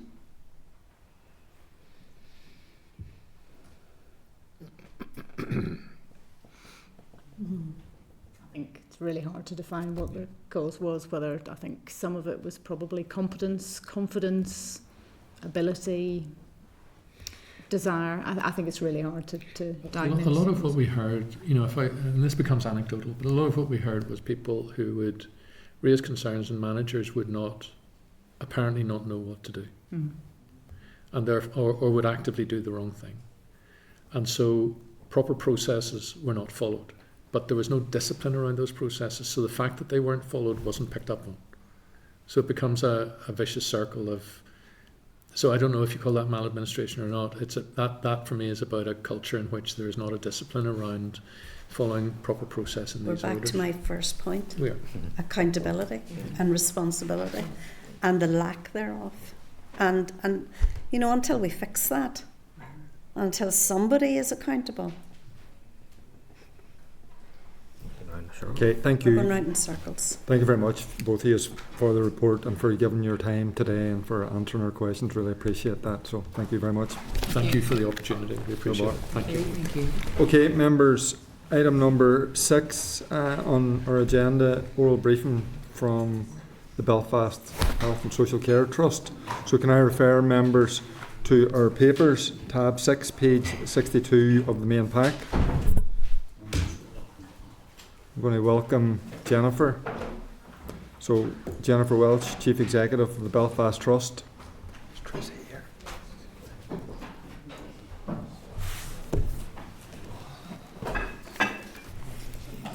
Good afternoon. And also Tracey McCaig, Chief Operating Officer within SPPG. So, you're both very welcome. And I'm going to hand over. I presume you have some opening remarks that you may want to make before we go straight to questions.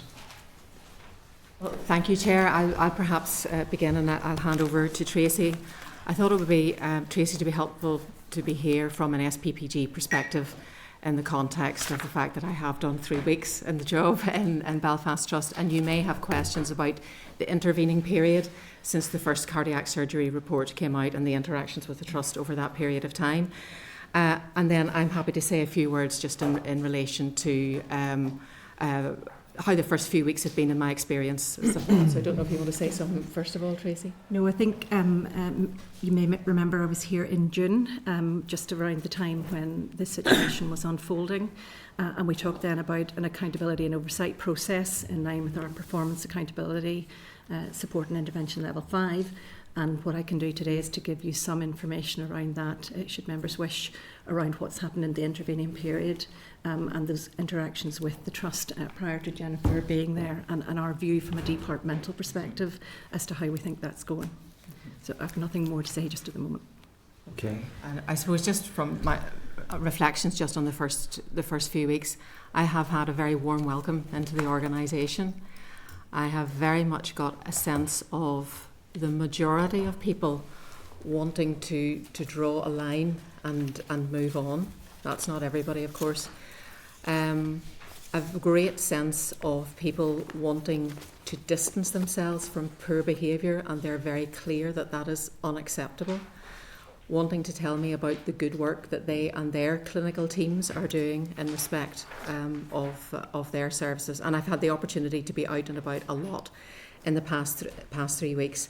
I did receive the report on Tuesday afternoon, and obviously I've had the opportunity to have in-depth conversations with Peter and Jennifer, and one of the things that I wanted to do yesterday whenever the Minister published his statement and the report was to put something out to the organisation, which I have done, and it was in recognising that there are a number of people, as Peter has said, who have been very damaged by some of the processes in the last few years.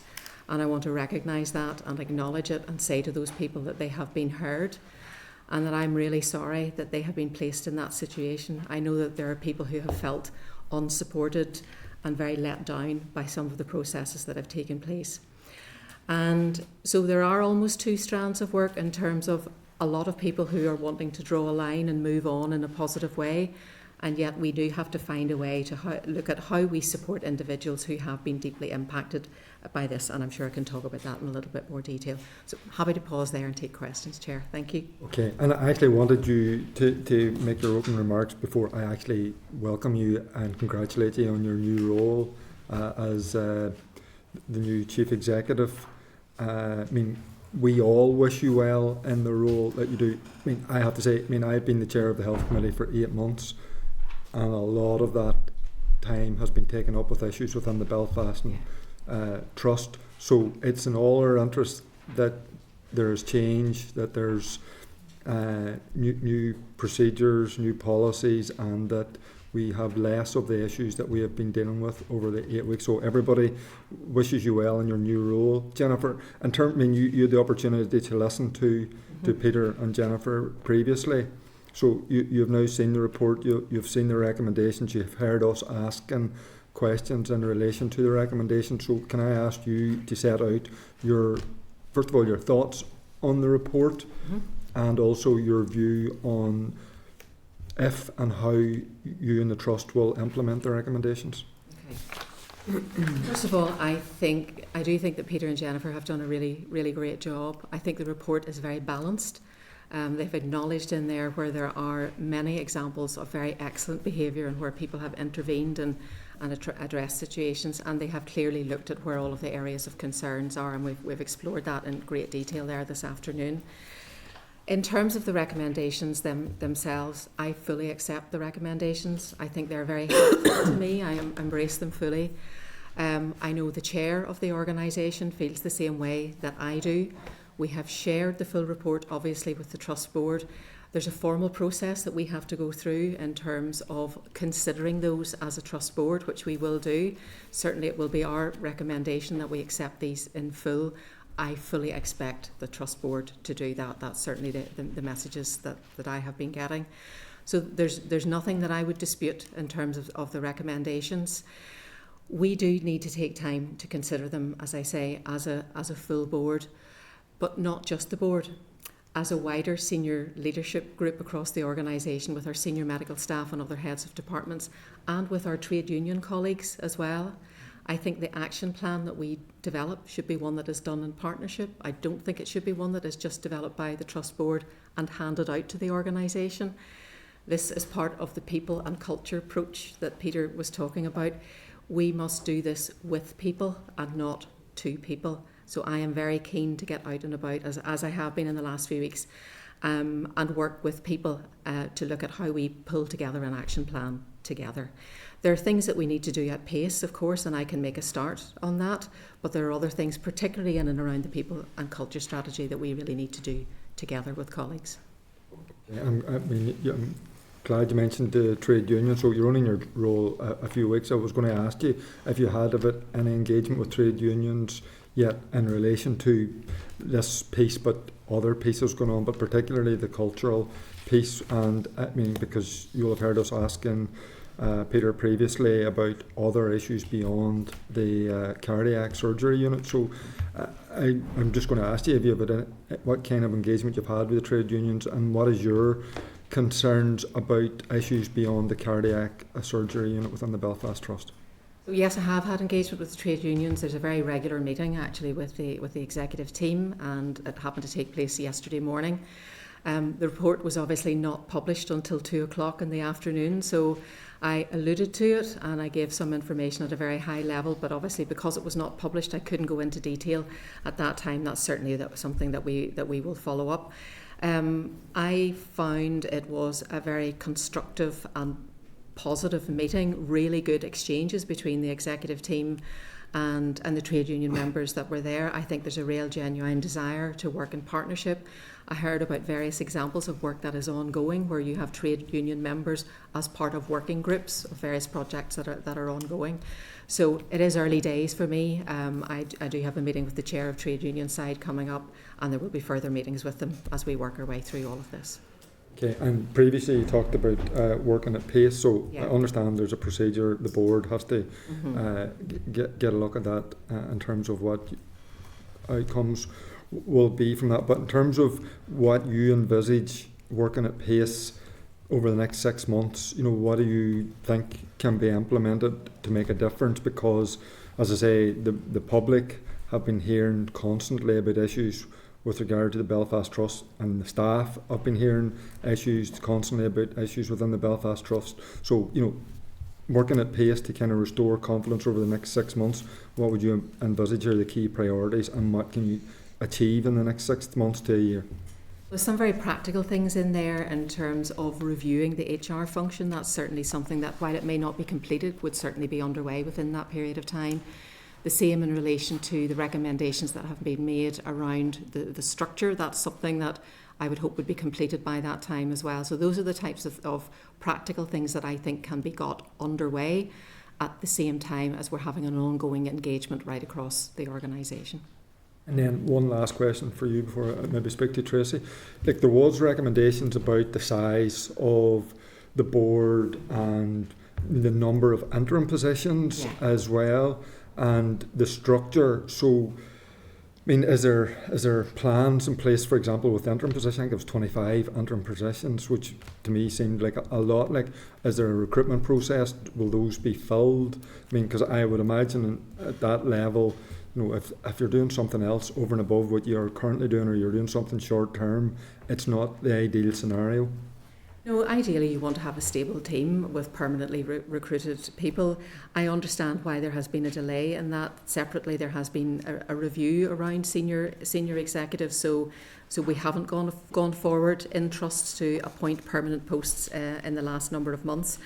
I suppose the other aspect of it was my appointment and coming into role, and it was the right thing to wait until the organisation had a new chief executive in post, and that I have the opportunity to shape the team that I want to see there. I accept the recommendation about reviewing the board structure, and in particular looking at the size of the executive team. That is something that I would very much want to look at going forward. I did have a different structure as the chief executive of the Northern Trust, which was more in line with the structure that was suggested in there, and that's certainly something that I would be looking at going forward. Okay, sorry, one last question for you, because we have an interim board chair. I mean, is there any indication of when that position will be filled permanently? Yes, you might want to answer that a bit, Tracey. Yes, I think there was a memo went round the department the other day just setting out the number of public appointments and the scheduling of those, so that's underway in process with public appointments committee. So we have taken it forward. I would hope it wouldn't be too much longer, but sometimes these things do take a bit of time, but hopefully within that next 6 to 8 months position there should be someone in post. But I would pay absolute credit to Patricia Gordon in the meantime. Having worked with Patricia over the summer, she has been really positive, willing to have the difficult conversations, and really has been helping to drive that process along with Maureen Edwards, who was the interim CX. So I think it's in safe hands at the meantime, and really welcome Jennifer's appointment. Okay, so Tracey, in terms of the department's role in this, now that we've got the report, so the department has raised the level to level 5 for the Belfast Trust. Moving forward with regard to these recommendations, what role will the department play in terms of support and overseeing the implementation of some of this? There's a number of strands, and I would point out the department, there's 2 recommendations within Peter McBride and Dr. Hill's report relating to the department, which I can talk to as well. But at the minute, how we had set up the oversight, the enhanced oversight arrangements due to the level 5, I advised in June, was in 2 parts. One was very specific to cardiac surgery because of the very specific actions and the need for an action plan specifically for that. But we did recognise at that point that there were elements of the report at that time from DCO that probably had wider application in terms of governance and processes and accountability. So we split it into 2 parts, slightly different membership for both. But the Chair and Chief Executive and the interim roles have been involved in both of those. We've had 17 meetings since I was with you in June. Those have happened on a fortnightly basis, and we've been taking them on. So they've been long Friday afternoons where we're working through with the team. So we have an action plan from the Trust on the cardiac surgery specific elements. We have also on the 26th of September had an open meeting with Patient Client Council and RQIA, because both of them, PCC, have been involved and they have other comments to make about other elements of this which will be helpful to the Trust moving forward. We've also thought about how do we get to that next stage. So for me, I have shared a letter both for myself and Aidan Dawson, my Joint Commissioner and PHA Chief Executive, about what we would think we would want to see before we'd be in de-escalation. So that's the piece of work from now to then. And we have sustained levels of stability in the cardiac surgery. This is what started it. We want to see that, and that will include all of the recommendations. So I want the significant proportion of the recommendations implemented before I could even consider at that stage, and sustain positive outcomes. We monitor that by a number of ways. We have a SITREP process which continues on a weekly basis with the Trust, and we monitor planned surgeries, cancellations, reasons for cancellations, waiting list, safety and quality outcomes. There's a wide range that happens on a weekly basis, so we're over that. But we also want independent oversight. So I don't want to come to the end and come to you and say, I have seen from the Trust has told me, here's all the implementation. That's not what we've agreed this would be about. We've had experts to support the process to date, both Jennifer and Peter, and also Mr. Steve Livesey, who was one of the report authors, who's been really helpful to the cardiac surgery team in developing their action plan, that challenge, that check. Is that what you meant? Is that what you've seen? Is this going to address what you saw that it wasn't there? But also with RQA and PCC, and we've had a conversation, notwithstanding RQA's statutory role to inspect if they feel that that's appropriate, but also about at an appropriate moment we'll have a conversation about how that might work. So we'll want independent assurance, and we'll have to play that in when we feel there's an appropriate body of work done for cardiac surgery specific recommendations. So all of that will be part of it, but it will also be that level of assurance we're receiving from the Trust on that people plan. And there are, we had a really good presentation from the HR team recently about the staff engagement. So Trusts will routinely, all arm's length bodies will routinely consider culture and what they do on a normal basis, and whether that needs to be enhanced with this process and underpinned by a people plan. So there's lots of different things we'll be doing, both from the practical in the cardiac surgery. There are 16 recommendations, if I can remember my numbers, 15, sorry, from the DCO report. An additional one the Trust added themselves, which was work with NIMDA. And there were 7 recommendations from the previous Royal College of Surgery review back in 2019 that were similar, some of them in nature, to some of the DCO reports. So clearly the work done hadn't held. Those are all on a big database for us. We'll be looking for implementation evidence, independent assurance across all of those. We're meeting tomorrow, part of our fortnightly, but we will consider now that this report is in and Jennifer is in post, how we'll take that forward. It's likely to be slightly different and slightly different membership, but that will continue in a very regular oversight process. So, I mean, notwithstanding Alan's comment about expecting everybody to get on well with everybody, because I don't think anybody would expect that in any work scenario, but in the health sector, as in any other organisation, you expect function to be existing within teams, and if it's not there, you expect management to step in and ensure that it does. So, Jennifer, you'll have heard me asking Peter and Jennifer previously, my concern that in their report they are still reporting dysfunction within the cardiac surgery unit. So we have the cardiac unit action plan, we have the 3rd or 4th inquiry report, and to that unit we're a number of years down the road. So I mean, how concerned are you that there is still dysfunction? No, there's a difference between not getting on and dysfunction in a very important unit of our health system. Absolutely. That's why we continue the situation reps, because what we're wanting to see is while there may be individuals who have difficulties with each other, what is the outcome of that from a patient perspective, and what is that doing to the level of activity, the level of the outcome for the patients? So there's a significant process continues around that, and we'll keep that going. We have seen nothing since we set that up to give us more concern, but that doesn't mean there isn't something from a culture of the team and that working well together and being civil and understanding the processes that Jennifer won't be addressing. It's certainly set out in the action plan, but we've had quite a lot of conversation about, and how do we know it's worked? And how do we know that it's resolved itself to a degree that we're not going to be back here in next year or the year after? So that's been a lot of what we've done. Listen, that's going to be tough. I don't think any of us think that, you know, if there's been issues that have been there for a while, that it resolves overnight. Culture improvement change takes time, and we understand that. From a departmental perspective, we will be there to support Jennifer and the team, and also to challenge Jennifer and the team in that space. But we're looking at it from very much from the patient perspective. We will be overseeing the outcomes of those reports for the staff and ensuring that those have been picked up, and also wanting to see that those governance processes, which should overlay this right up from floor to board, are well in place, and that they are as good as everyone would expect them to be, including some of the recommendations made in the report.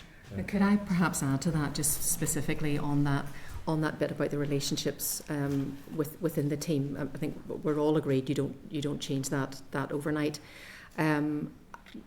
Without getting into very specific detail, I mean, it has gone from a situation where you would have people not willing to be in the same room to being part of a functioning multidisciplinary team. So that is progress. I think the appointment of the interim clinical director from out with the unit has been a hugely important move. I've had one meeting with him so far. He's also met with the chair and obviously our medical director. I'm really impressed with this individual, the reflections over his own career, what he believes he can bring to the team, what I believe he is already bringing to the team. And obviously one of the recommendations is that I meet with him and review all of this at a 3-month and a 6-month point. So it is not something that we can afford to be complacent about in any means. And I fully understand the concerns that were expressed by Jennifer and Peter and why they expressed them in the way that they had, and it's something that we need to keep a close eye on. But I do believe it's an improving situation. I think it is worth saying as well, we have had interaction with NIMDTA, the Northern Ireland Medical and Dental Training Agency, and GMC, who were doing a review into cardiac surgery, and that took place earlier today. I got a text about it while I was sitting back there. They're very clear that there are no patient safety concerns from their perspective. There are no concerns about trainee safety. And it's worth saying as well, we do also report data into a UK-wide database in relation to cardiac surgery outcomes. And 2 of our cardiac surgeons are in the top 10% in the UK. So I think it's worth saying that there's some really incredibly strong individuals in that team. Okay, thank you. Linda? It's a tare. I think if they can be capable of being such gifted surgeons, they should have some sort of people skills. But that's an entirely separate issue, not for us to get into. I think others have that job to do. Listen, first of all, congratulations, Jennifer, on your new post, and I wish you all the best. Obviously, I've worked very closely with you in the Northern Trust, and we're sorry to lose you. So I do really wish you the best. You have a lot to take on in terms of the Belfast Trust and the challenges there. But I suppose my first point actually would be, this is not unique to the Belfast Trust, and I think Peter may have alluded to this in his last remarks. I think that this, certainly you would get some of these behaviours, maybe not to this extent in a single unit between, I suppose, maybe people who are so central and integral in the team and what would be essentially a small team, but it does exist right across the region. So I think that Peter's last remarks around this, the learning from this needing to be taken. So there's a wee question in both of this, or in this for both of you, Tracey and Jennifer both. So we now have the committees in common. So that's an opportunity. You said that some of the recommendations that are in this report are things that you already had in place in the Northern Trust. Why, in the name of God, are trusts not, in this day and age, saying this is better? And I understand the Committees in Common is a very new process, but there was some work going on between trusts, and I just don't understand. Like, we have a small number of chief executives, and I think that they should be working together, and they should be saying, here's a problem we're having. Why are you not having it in your trust area? Why is it not, crystallising in the same way? So how do we work that out better? So I just would like to get a sense of if the Committees in Common is an opportunity to actually look at these recommendations and see, can they be implemented actually right across all trusts? Because I did ask this question before around what are other trusts now doing to make sure they don't have the same type of issues. Because I can tell you 100% some of their teams do. I'm happy even to start. You're quite right, there is learning for others in this space, and while I don't have anything on my desk that looks like the cardiac surgery Belfast issue particularly, I do think there's an awful lot of learning. I've actually asked, we have a senior leadership group where I also attend, so Committees and Commons very much trust. We can be in attendance, but it's a different procedure, but we have also asked to be able to discuss this and some of the interim learning with all of the chief executives. We have departmental officials there because, again, there are 2 recommendations for the department within this. Now, they tie into pieces of work which are probably already underway that you will have heard about, the Being Open framework and other things, but it's a timely moment for a check in that process to see, does this tell us something different than the direction we're going in, and we will be taking that forward as well. We were having a conversation earlier this morning about just how we might do that and how do we check ourselves in that process, and how do we give the Minister the assurance that we've done what we need to do from a departmental perspective. But I think there's an opportunity to consider the learning, and actually it's been an ongoing conversation we've had all summer. So not just now with this report, but it's within that whole process about what's the learning that others might need to see. How are each of our trusts considering culture? And you can calculate almost an engagement score. You may have had some of the surveys that come out in past if you've worked in health. How's that done? Are we all doing the best? Are we benchmarking ourselves nationally? Are we really looking to be the best across the HSC? So it's been an ongoing conversation, but to give assurance, that's certainly part of what I've been discussing this week since I've seen the report, is about what do we pick out and how do we do that. And I know Jennifer will be a very open partner and transparent in that process with us, with other colleagues, not just in trusts. We've other organisations other than trusts, but it may be more pertinent there because there's more of our staff there, but across all organisations. We get our commitment to do that. The Minister is very committed in that space. And I think for me, I shared the recommendations as soon as I had them with my chief executive colleagues. We will be discussing this at our next meeting. I think just a little bit about the focus within each organisation. I mean, ultimately we are all arm's length bodies of the Department of Health, but we all have our own trust boards, we all have our own governance structures. I agree that the Committee in Common gives us an opportunity to move closer to perhaps a single set of objectives that we each have. So each organisation currently has slightly different objectives, and everybody will have something around quality and safety, something around the resources, something around partnerships. A number of years ago, we chose in the Northern Trust to have a huge focus on people and very much a people and culture committee. Different, as I say, different organisations do it in different ways. And it's been one of the best things that we ever did in the Northern Trust. And just that strong focus on your staff, on your people, and all aspects of that, how you recruit them, how you train them, how you support them, how you challenge them to be even better, how you support them whenever things go wrong, right through to how do you deal with very difficult situations. And there's no doubt that bit about how people work together and the team dynamics, because we absolutely know, as it was alluded to earlier on, when people work well together in a functioning team, if it's in a clinical area, their outcomes are better. If it's in another area, often the productivity is better. Mm-hmm. The innovation is better because people trust each other and have the confidence to experiment and to try new things. So I very much echo what Peter said earlier on about focusing on people, because I think if you get that bit right, the rest will follow.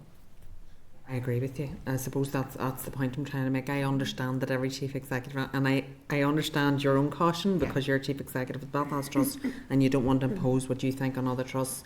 But I think Peter's remarks are right. Every single trust needs to put their people at the heart of it, because they are the people who are dealing with the people, you know. And if I might add, we are going into our process at the moment of reviewing what we would put for the trust objectives for next year from a departmental perspective. So there's always a planning process, and we've had a bit of a conversation about how do we get this in, what's the way we'll do it. Doesn't mean that everybody has to do it exactly the same. I think you want the best outcome, and everybody could be at slightly different levels and at different places. And I actually worked in the Northern Trust, and I know the people plan that was there at the time, and there was a big focus. So it's about looking at the best of what you have and where you are and where the issues are. But it's about getting to that outcome and making sure that it's been driven and it runs through everything you do. I mean, I'm trying to drive performance, you know, with Jennifer and team, with all of the other CXs and team, when we're pushing performance, absolutely. If you have a good team, I mean, evidence shows you absolutely, and that, to use that phrase, psychological freedom, to try and to make a mistake and to have learning from it has to be part of how we operate going forward. So where it's fallen short in places, and I would also set it in context, while absolutely agreeing with what we've got, you know, there's evidence every day of great practice and teams being really engaged and really delivering great work. So we have to bring everybody up. So it might look different in each place, but the outcome needs to be the same. So I think that's where the common learning needs to come in, but not necessarily the same way of doing it. I accept that. Just, I suppose, the same kind of question that I asked Peter, although it probably wasn't really for him. It's how do we now track the outcomes in relation to the recommendations? And I suppose I'm going to not ask you to define that right now, because you've said, Jennifer, there's conversations to be had with the Trust Board and others. But what I am going to ask is that you have conversations with each other between the department and the Trust and everybody involved in this, in order to give us as a committee a plan that we can actually track the recommendations and the outcomes, because these things become so complicated. You know, department has one part to do, Trust has another part to do. Then they'll say, well, that's actually for the cardiac unit themselves, and they'll do that. But so I just think we need a simplified way, because I think this is what's happened with previous reports. Everything gets lost in the ether. You know, somebody's dealing with everything, but we don't know who's dealing with what, and it's really difficult to track, and that becomes impossible for yourselves and us. I would agree with you. I think what's different now is the support and intervention framework, and it's a very contained process that we have. So when I talk about the 17 meetings, we have now an action plan for cardiac. Now Jennifer will wish to reflect on that as she's come into post, and with the knowledge now of the report that's come out that we've been talking about today. But that is a set of actions which is all of the recommendations, those that we thought when we go back to the Royal College of Surgeons report, the new ones from the DCO report, and the additional one the Trust themselves have added in for NIMDA. That is being tracked. What we are doing now is we will ensure that from because we have them all sitting in our database, and we'll be tracking them, and that's more for us, for the independent assurance. The Trust says this in the latest progress. Do we see anything with our monitoring that would either agree or disagree with that? So we have a process sitting behind that, and it's a very clear process that there's no surprises between the department and the Trust. And what's different now is there'll be two for the department in that I will have to work a process with Permanent Secretary, and we'll ultimately have to be reporting to the Minister on those two specifically. So we will track every single one of them. I think then it's about how we give you that information, and I think when we've considered the de-escalation process, I'll have to show that evidence. I will want that to be transparent, that the judgment that we make, particularly within the Commission and with the support of Chief Medical Officer, Chief Nursing Officer, all those others who are involved on each of the elements, we will want to be transparent in that. There should be nothing hidden. I think we've been pretty transparent to date, and we'll be able to see what the de-escalation process is based on. Is that what you're telling me? Absolutely. Okay. I would imagine the Minister on this one has committed to being very transparent, hence the open of the report now. Timing of that was probably quite difficult for the Trust, but we wanted to make sure that when it was there that everyone saw it transparently. But Jennifer will have to then take that through now with all of her team and to take that forward. So there's a few conversations about making sure Jennifer had enough time to be able to talk to her senior team and her board But the action plan, Jennifer might wish to speak to where that's gone on cardiac. That will go through Jennifer's trust board before it comes to me, and then board papers obviously will be shared. And obviously I talked a little bit earlier on about how I want to develop the action plan, that we develop it with people across the organisation. I think that's important. So it's also very important for me that I am signalling out to the organisation how we are making progress. That has to be very open and visible to everybody in the organisation as well as to all of you. Well, I appreciate that, and I suppose that I think the biggest challenge for yourself in terms of that, I appreciate that, you know, your plan is to work with the unions and the people and everybody else, but it's about breaking down that culture at every level, because the unions need to feel when they're in the room that they have equal say, that they're genuinely part of the conversation, that they're not there so they can say, well, the unions were there, so we're covered. So it's about making sure the unions, and that they are reflecting the staff views and ensuring the unions are going back to the staff.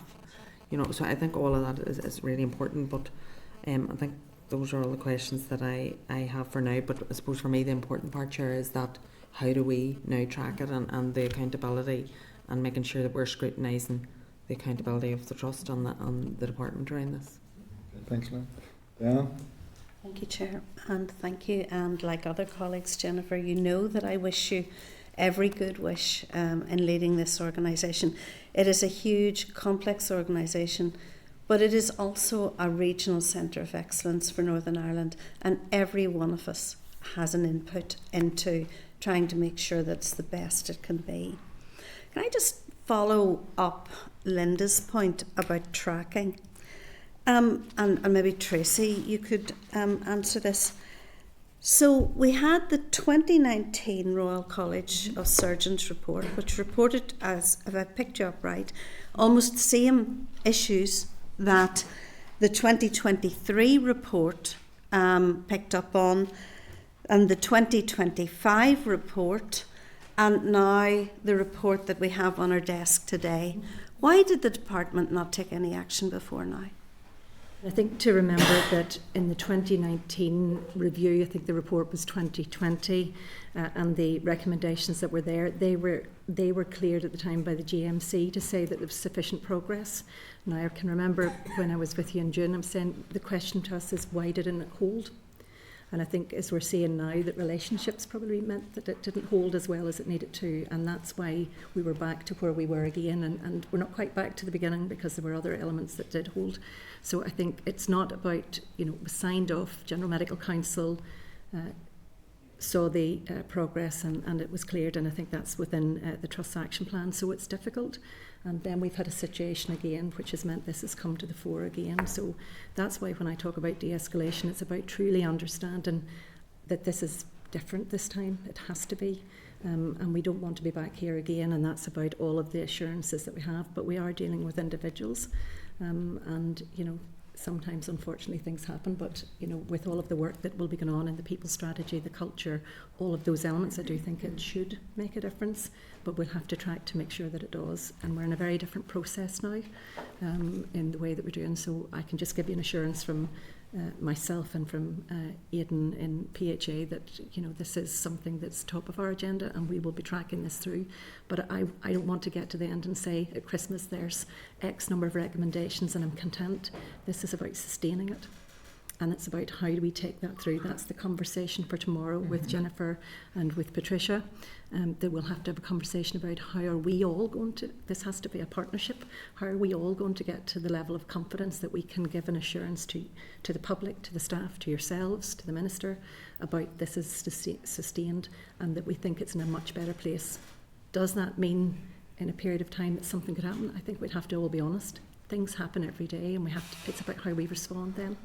And it's about knowing that when something, and if something happens, that we've got the right procedures, that the staff are absolutely assured as to how they operate them, and that the organisation will have a consistent response to those procedures. So it's all of those things have to happen, and they all need to move forward in tandem, not just one at a time.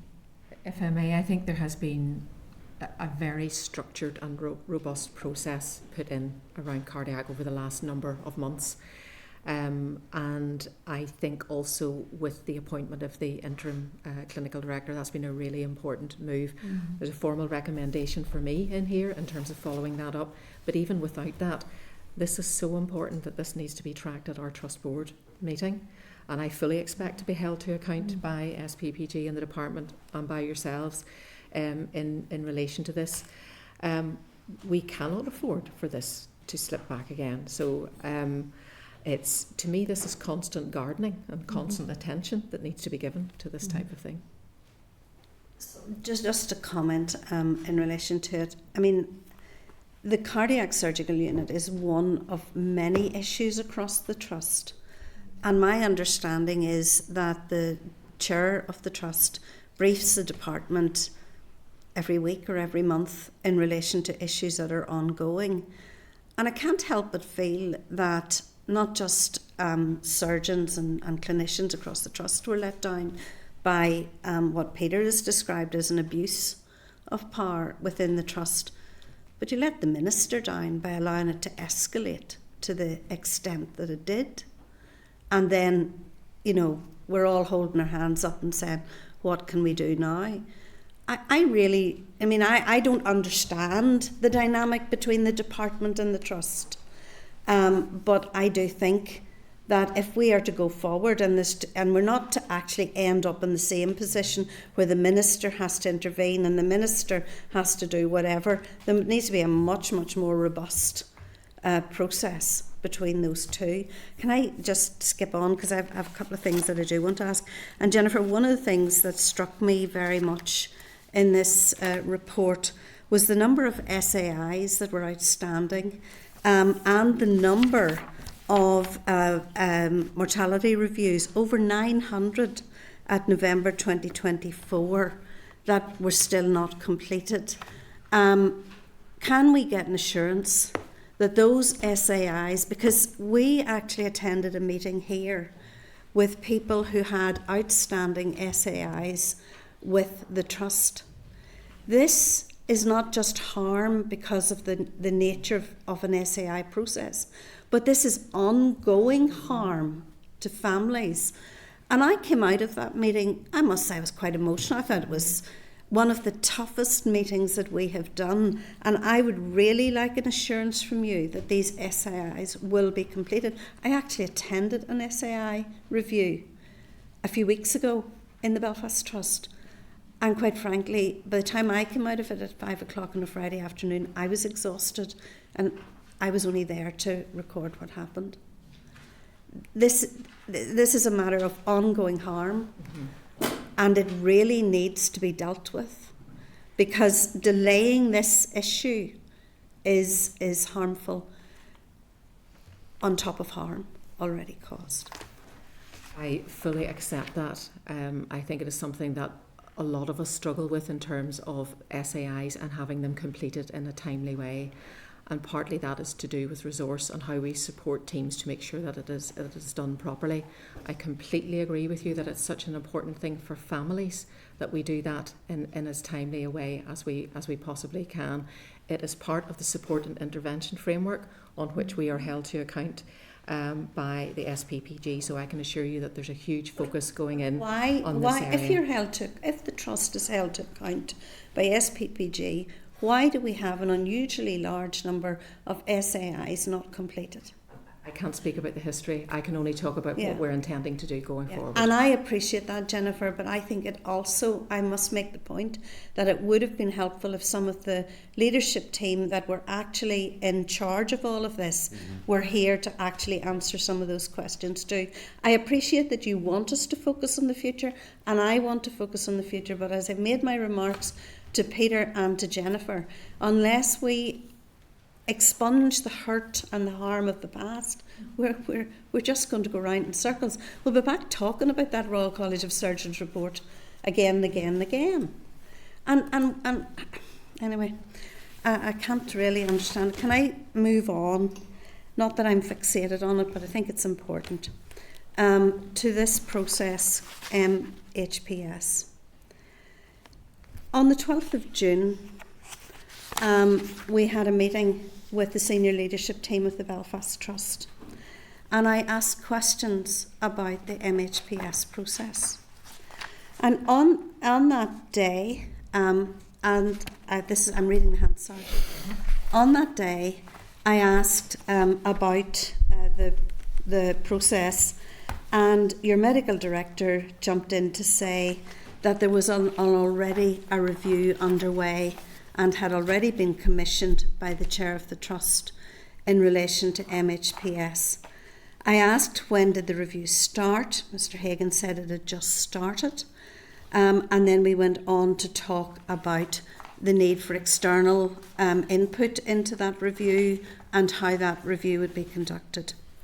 So, having heard nothing from the trust about that, I wrote to the trust at the beginning of September, and I asked the trust, so you've been conducting this review, as you stated, on the 12th of June. Could you tell me what the outcome of the review was, please? And I got a letter from the trust on the 8th of October, which said that the review had not started, that they had not appointed a person to conduct the review, and that the review was no longer going to be an investigation of individual files, but it was going to be an anonymised review of a select number of files. Do you think that the Belfast Trust should apologise for misleading the committee and correct the record? I can speak from my perspective. The latter bit that you outlined is what I understood was going forward. So an external company has been appointed to carry out a review, and yes, it is my understanding that it is a randomised selection of a number of cases to determine whether they were carried out according to the appropriate process, that the review period will take approximately 12 weeks, and then we'll be in a receipt of report. So the external company has been appointed, and that review will be starting. It's my understanding it has not yet started. Okay, do you understand why I am aggrieved that we were told on the 12th of June, it's in the Hansard, I'm not making it up. No, I appreciate that, and I fully understand. Has actually started, and I think that the trust should, as a corporate body, and this is not a personal issue with you. You weren't there, but this is why the leadership team that was there should be here to answer questions. We were told the review had started very clearly, Mr. Hagan. It has only just started. When will that review start, Mr. Hagan? It has only just started. I mean, and this is part of the problem. This is part of the problem. So I do think that's important, and I think that the trust should consider that position in relation to this committee. And can I apologise to you, Diane, on behalf of the trust? I appreciate you may also wish to hear from others. Well, it's not a personal issue. No, this is a statutory committee. Yes. And giving information that is inaccurate to statutory committee is an issue for us to deal with. We need to understand that when the trust make a statement, that the statement is correct. Can I just, again, on the issue of MHPS, the figures at page 13 in the report, and indeed the sentence explaining them, says that there has been a steady increase in legal claims against the trust over the past year. My understanding that those are in relation to MHPS. So how many claims have been lodged? How many claims have gone to court? How many claims have been settled? How many claims are still within an industrial tribunal situation? I understand you don't have those figures, but I know there's someone writing notes at the back, and it would be great to have those figures. And could I also ask how much has been spent by the trust in settlement of claims, and how much is pending in settlement of claims? And can I ask a further question, which is, where did that money come from? Because we already know that at 63 million for the the management costs for the Belfast Trust are more than and this is from a question I asked the Health Minister, are more than the combined costs of the Southern and Western Trust. So the Southern and Western Trust put together don't spend as much on management as the Belfast Trust. And we understand from a management issue, we now have a figure that's going to be quite high in terms of settling legal claims. Now, can I make it absolutely clear? Everyone has the right to pursue their own personal employment issues in every way that they see possible. But my view is that if the Trust had managed this properly, if the Trust had this, we wouldn't be in this position. So it would be great if those figures could be sent to the committee. And I just ask one last question. In relation to the issue of this kind of idea that Peter expressed of kind of things are lost in translation between managers and board, and then decisions are taken which to me are inexplicable. So I understand that the Water Usage Group did not recommend that the handover of the Royal Maternity Hospital take place. That's my understanding. But that handover still went ahead. We are now in a position where that was, I don't know, January, March 2024. We're coming up soon to 2026, and the last I heard when I asked a question about this was that the solution favoured by the Trust could take another 2 years and perhaps 10 million more to actually put right. I really need to know whether or not the Trust board actually got all of the information that they needed in a way that they could understand it, so that they were making a decision that was clear and coherent. And I know you can't give me that, and again, I'm going to make the point again. This is why we should have had people from the Trust leadership here who understood what happened. And I'll just make a final point, and that it sounds as if I'm on a bit of a rant, but maybe I am. It is a habit. A final point in relation to this. The Belfast Trust has harmed people. It has harmed people really seriously. And I have spoken to people who have been harmed. I've spoken to people who've left the Belfast Trust. And if we're to build a really good regional speciality in Northern Ireland, goodness me, we can't afford for that to happen. And I've spoken to people who feel that their careers are just over.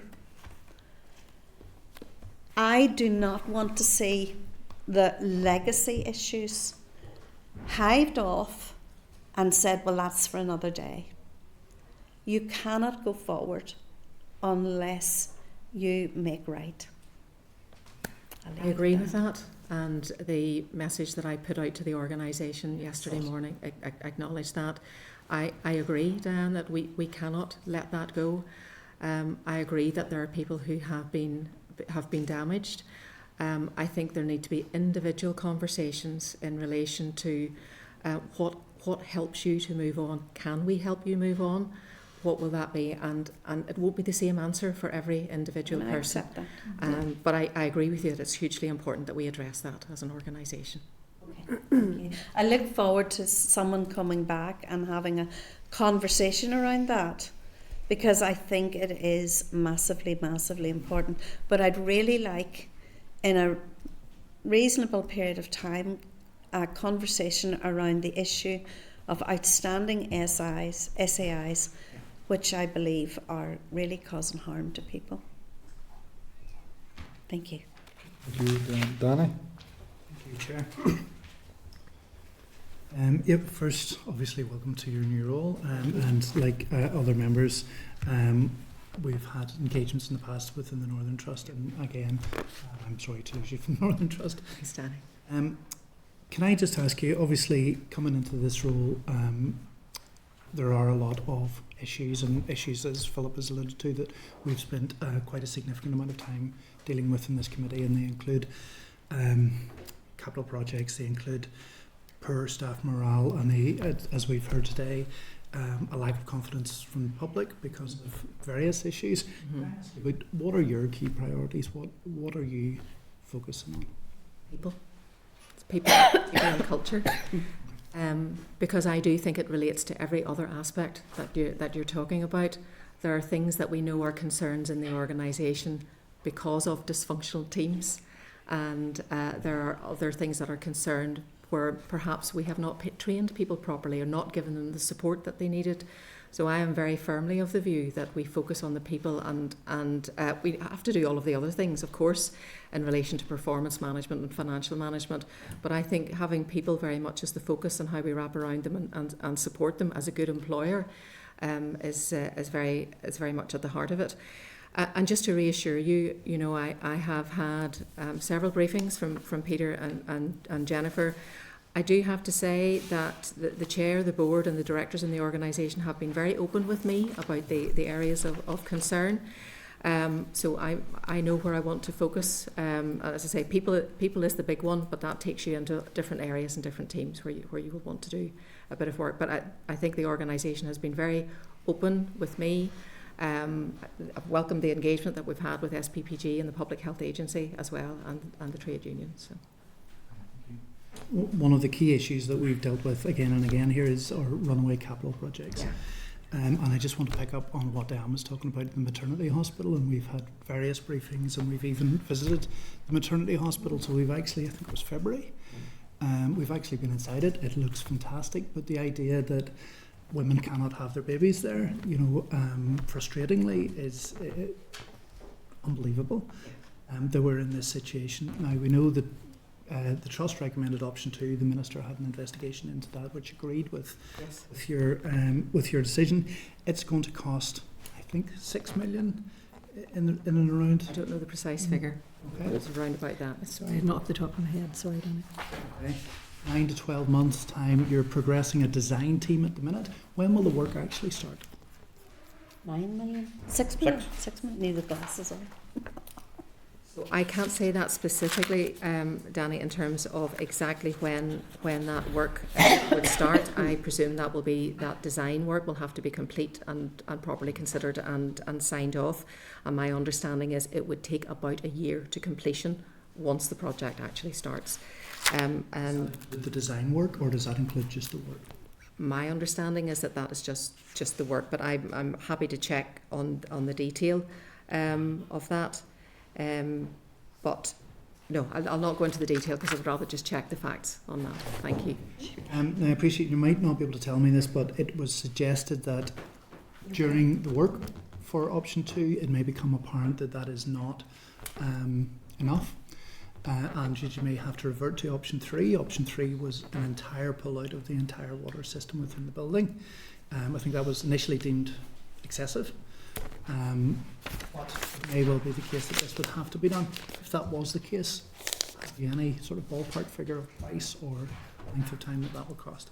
No, I couldn't answer that at this point in time, Danny. I'm more than happy that we get you that information. Okay, no problem. Thank you. And certainly the other projects that are ongoing, the inpatient mental health unit at Belfast City, again visited by ourselves, I think more than 6 months ago as well. Progressing at the minute. Can you give us an update and the impact on the patients? No, I'm sorry, I can't. I mean, 3 weeks into the job, I think that my understanding of today was to talk about this report, so I apologise that I don't have all of that information to hand. No, it may be my fault. Now, I noticed we had strayed into other areas, and I know there are quite a lot of other areas that we wanted to talk about. So, no, I'm happy to go back to the cardiac report. Just to say that the Trust have responded to some of those type of questions and the pack in terms of timetable and cost, etc. No problem. No, I'm happy to leave it there then, and I can pick up with you at other points. Okay, thanks, Danny. You're finished then? All right. Okay. Alan? Thanks, Chair. Just want to step back into Dr. Helen, Professor McBride's report, Jennifer.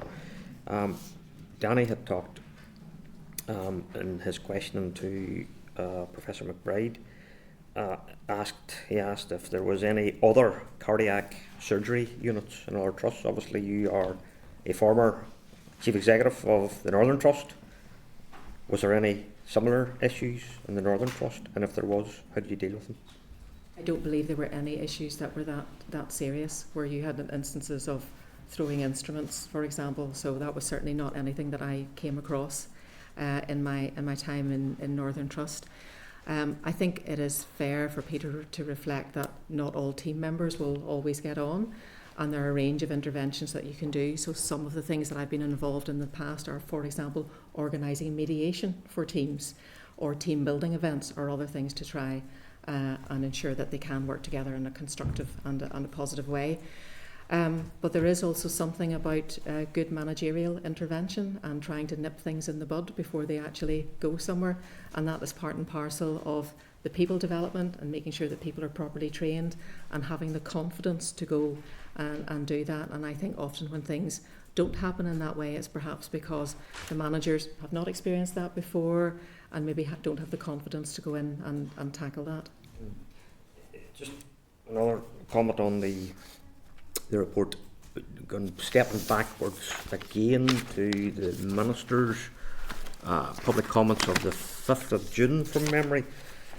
He had said at the time that he wanted the report to bring about tangible improvements in culture and working environment. Has the Minister privately put any timeline onto that in terms of tangible improvements?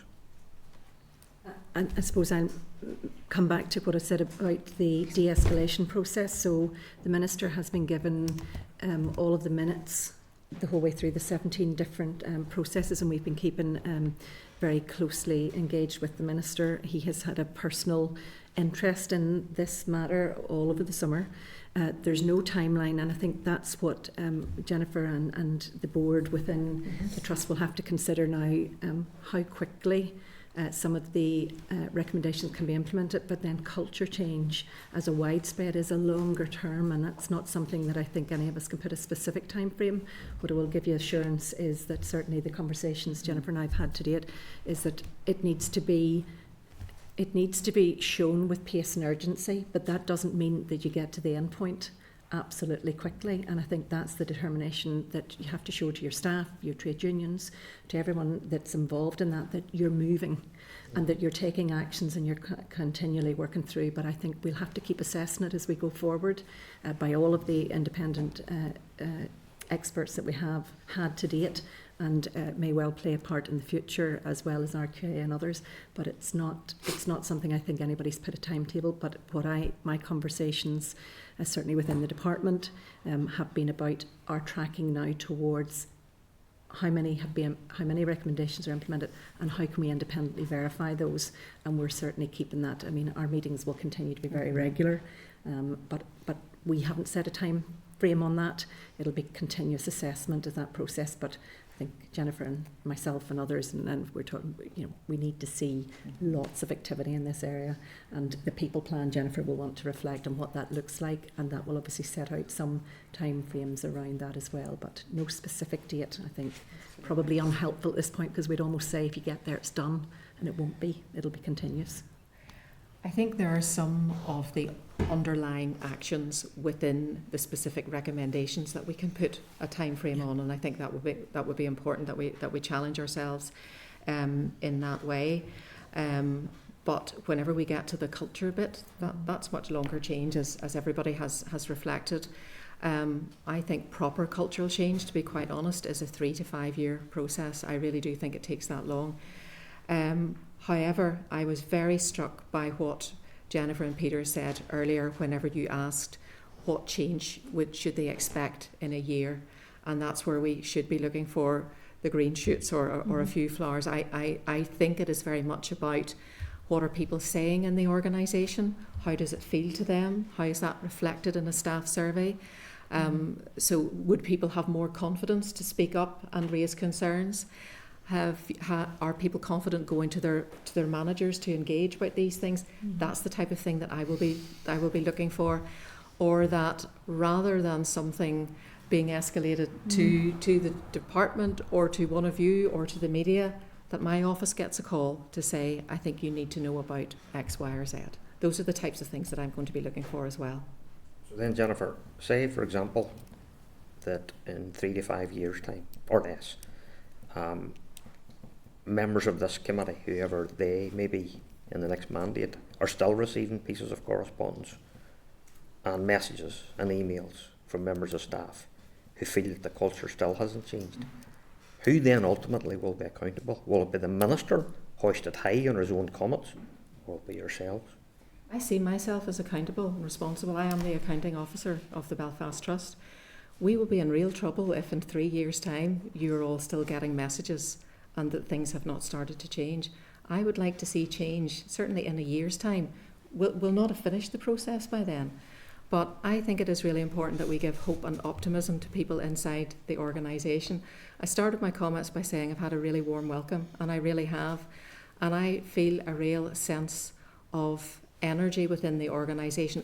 People have welcomed this, and they are keen to get on and implement and to make change. I've heard people talk very proudly about the services that they provide, despite the challenges. And I think we have to grab that opportunity that people are affording us and to move forward together in the organisation. But I'm very clear. I'm accountable as the accounting officer.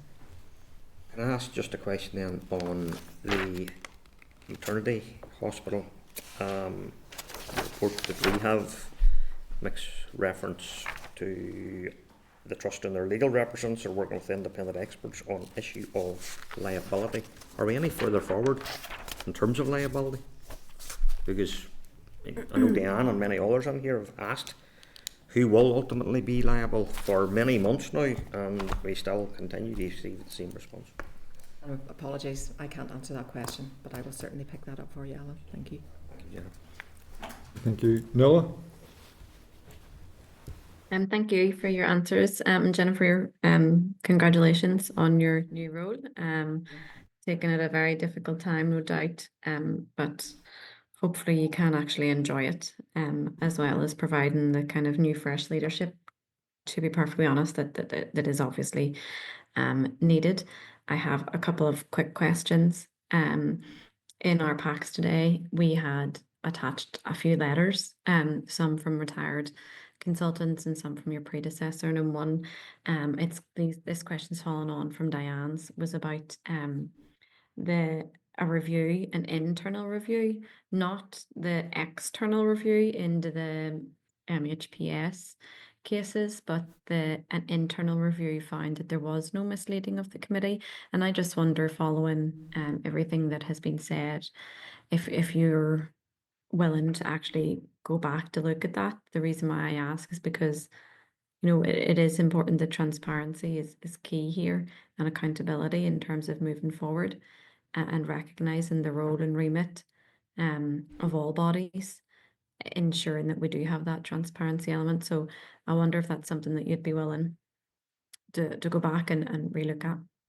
Yes, I honestly don't know the detail of what you're talking about, but I'm very happy to go and look at that. Absolutely. Okay. Yeah, I think it was just a letter that we had from your predecessor that said that an internal review found that the health committee was not misled. I think it's important for that kind of confidence that accountability will actually happen. I also want to ask, with regards to the MHPS cases, maintaining professional standards cases, why it's a sample review of cases, because from my engagement with people involved, there has been quite a high volume of counterclaims made, particularly from those who initially chose to put their head above the parapet and sign the letter to the trust back in October 2023, raising their concerns. And whether that external review, it might be more beneficial if it actually looked at all involved in this particular report incident? My understanding of this is there is at that time there was a large volume of cases. That certainly has changed. The view was that doing a random selection of those cases would be sufficient to indicate whether or not we had a problem with the application of the MHPS process, and we can make a judgment after that on what we would need to do. So I think it's important, first of all, to determine, was there a misapplication of the MHPS process. I think we probably know from harm and hurt that has been done to some people that there are probably some that are of a concern, and I think the audit is an important step in that. And again, I don't know all of the detail, but I think that's certainly a first step in that process. Okay. Well, after that, it would be beneficial if we could have correspondence regarding that. Just that we have had contact, a number of us on the committee, from the October 2023 to December 2024, regarding complaints that were handed over, either in person or emailed to members of staff within that unit, I'll call it, like the overall unit. And there were concerns about the way in which it was handled, and I think because they weren't dealt with in the previous report that we had talked about, that it is important that they are dealt with moving forward. I also want to ask if there's any negotiations, current negotiations between the trust and individuals involved in the collapse of relationships, and if any of these negotiations are about settlements. We have had, again, not verified by evidence, so that's why I'm asking whether there are any negotiations, because we have had contact that there may be negotiations between individuals and the trust and department level, with those involved, I'm assuming, to move on or vacate roles. Again, I will have to look into the detail of that. I am aware there are a number of cases ongoing, on which I will require a brief, but I can't speak about that at this moment. Apologies. And would those cases that are ongoing, not talking about an individual case, but would cases that are ongoing involve cases for settlement and disputes? I don't know the detail yet, Nuala. Apologies. Could we get the detail of that, and whether those do enter the high numbers? We're talking 7-figure, 6-figure, or 7-figure sums. When do you think? Yeah. I will take legal advice on this. I am not sure what I can disclose into the public domain, what I can disclose to you as a committee in closed session, for example. But I will take advice on that, because I would understand. I would imagine, given what you're describing, those are probably very sensitive. Okay, and I understand if you can't do it in open session. I just think it's important that we do have a staffing complement that is actually gelled together, works together, and whilst many people have said that it's not putting patients at risk, I think it's still an important issue. I also then want to ask about the report from Peter and Jennifer previously, where they mentioned that there are current examples where the trust is intervening in terms of risks, and I think that may or may not have said behaviours. Can you expand on that at all? Obviously, you can't touch on individuals, but can you expand on what those interventions look like, and whether you have had the opportunity to really kind of direct those interventions, and would they actually be at board and chief exec level? Certainly, I have been briefed on a number of different areas. These areas are also known to the trust board. There are arrangements that have been put in place. These are not to. The issues are not to the same standing as cardiac surgery. Therefore, the arrangements that are put in place are not as formal as reporting through, for example, to SPPG. But I'm satisfied that there are arrangements and interventions in place. And I would say as well, this is a watching brief. in an organisation of this size of 22,000 people, you are going to have things like this. And it is important that we keep a close eye on all of those things. And again, it's back to the people bit, encouraging people to come forward, hoping that they would have the confidence to share with my office, so that we can try and manage things as best we can. And just my final question, because I understand we probably can't talk about a lot of the issues in public session, but do you think this report gives rise to the issue of a duty of candour, both at organisational and individual level? Because, you know, I mentioned Justice O'Hara and the hyponatremia inquiry back in 2018, and then we have Dr. Watt. We also have Muckmore Abbey inquiry, and it's not just health. I'm dealing with other issues too, particularly in my role as sitting in the policing board. But, you know, a lot of these issues that arise, a lot of them go back to duty of candour. In your role as Chief Exec, do you think that it should be pursued both at organisational and individual level? I suppose I would reflect on what Peter said earlier, that we can have the mechanisms in place just as we have the mechanisms in relation to whistleblowing. That doesn't mean that it will work. So we have to find a way to ensure that people have the confidence to speak up. I think in relation to the duty of candour, my understanding is the Minister has committed to this in relation to an organisational perspective, which I would absolutely support. I know there's an ongoing debate in relation to that individual perspective, and there are different views on that. I mean, I'm very clear about my requirement to be completely open and honest with all of you. I think the thing that strikes me whenever I read through the report is where people were afraid to speak up. And I think that the thing that particularly concerned me, and I know concerned all of you as well, is whenever people witnessed either poor behaviour or witnessed issues of concern, and they still were afraid to speak up. So even though we have a process that allows that, they were still afraid to do so. And I'm just concerned that even if you have a duty, do we have the right support mechanisms that allow people to do that within that area? So I suppose that's what I would say. I'm very supportive of the need for an organisational duty of candour. I think we need to do something in the organisation to make sure that we are giving people the confidence that they can speak up and that they can be supported. If I might even add to that as well, obviously we're watching the bill in Westminster, the Public Officer Accountability Bill, and as regards to individual duty of candour and all of the processes around that. But the department, I know, committee will have been briefed on the Being Open framework, and the consultation is closed. And the conversation we were having within the department today was with the opportunity that the report in front of us today brings, just to really rethink, just set that in place with the consultation responses, with what we're doing, to make sure that we have taken all opportunities that we have.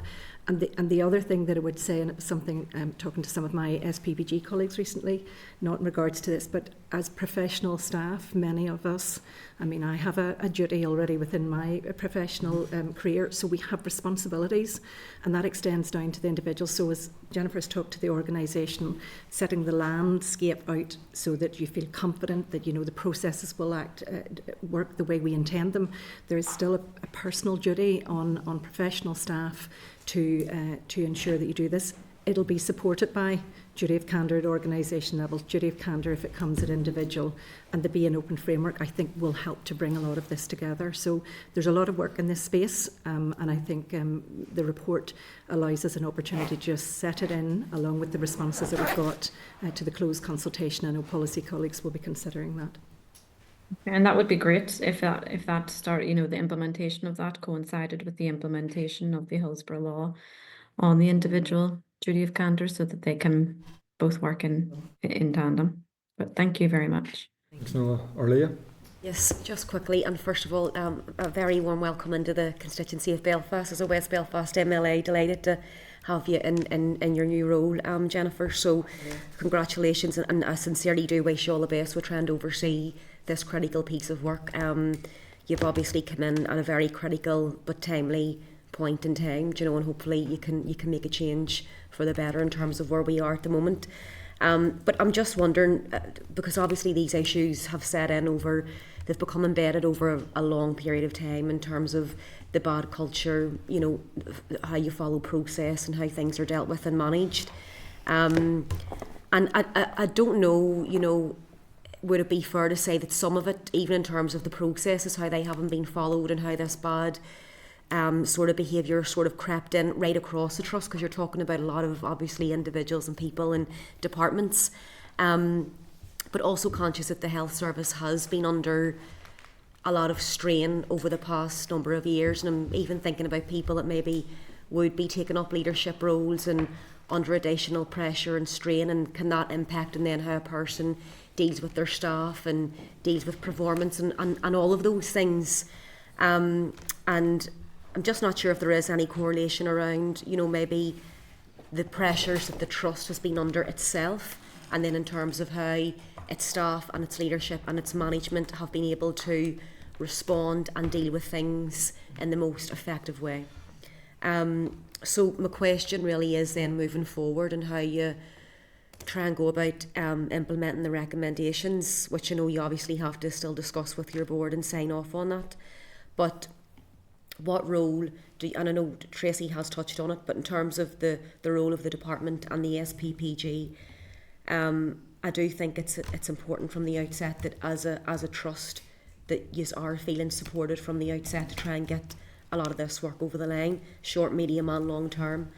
And I'm not sure if that would involve additional resource. I'm thinking, for example, when we talk about the HR situation, and I don't know enough of the detail as you and your team would know, but even in terms of how you try and deal with some of those pressing issues in HR, is that taking on additional support, resource, finance to try and get the right type of team and people in place? I don't know.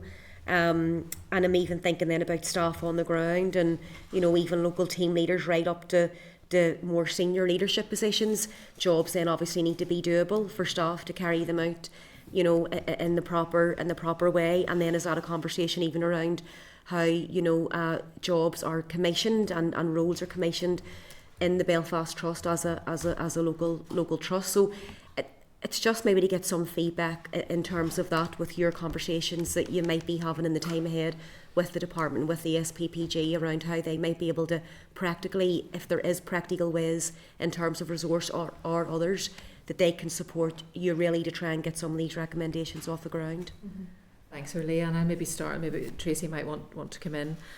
I suppose I think first of all, just in talking about, you know, the culture right across the organisation and the poor behaviour that we've seen in some places, that is definitely not right across the organisation. And I've had, you know, I've been out and about a lot in the last 3 weeks. I've joked to everybody that I've had no problem getting my 10,000 steps every day, which has been a good thing. But I have met with so many teams who are really proud of the service that they are delivering, even in challenging circumstances, and clinical directors who are telling me proudly of how well they're working as a multidisciplinary team, how they work with their nursing colleagues, with their allied health professional colleagues and so on. So I definitely don't think it is everywhere. And I suppose what that means then is moving forward, different teams will potentially be moving at different paces, and we just have to be mindful of that as we go forward together on the organisation. And some will need more support perhaps than others. I do feel support from SPPG, from the Public Health Agency, from the RQIA, from the department. And Tracey has talked about the support and intervention framework. It is deliberately so named. It is support and intervention. I think you're right to mention something like HR. I think it is under-resourced, and I'm mindful of what we talked about earlier in terms of management costs.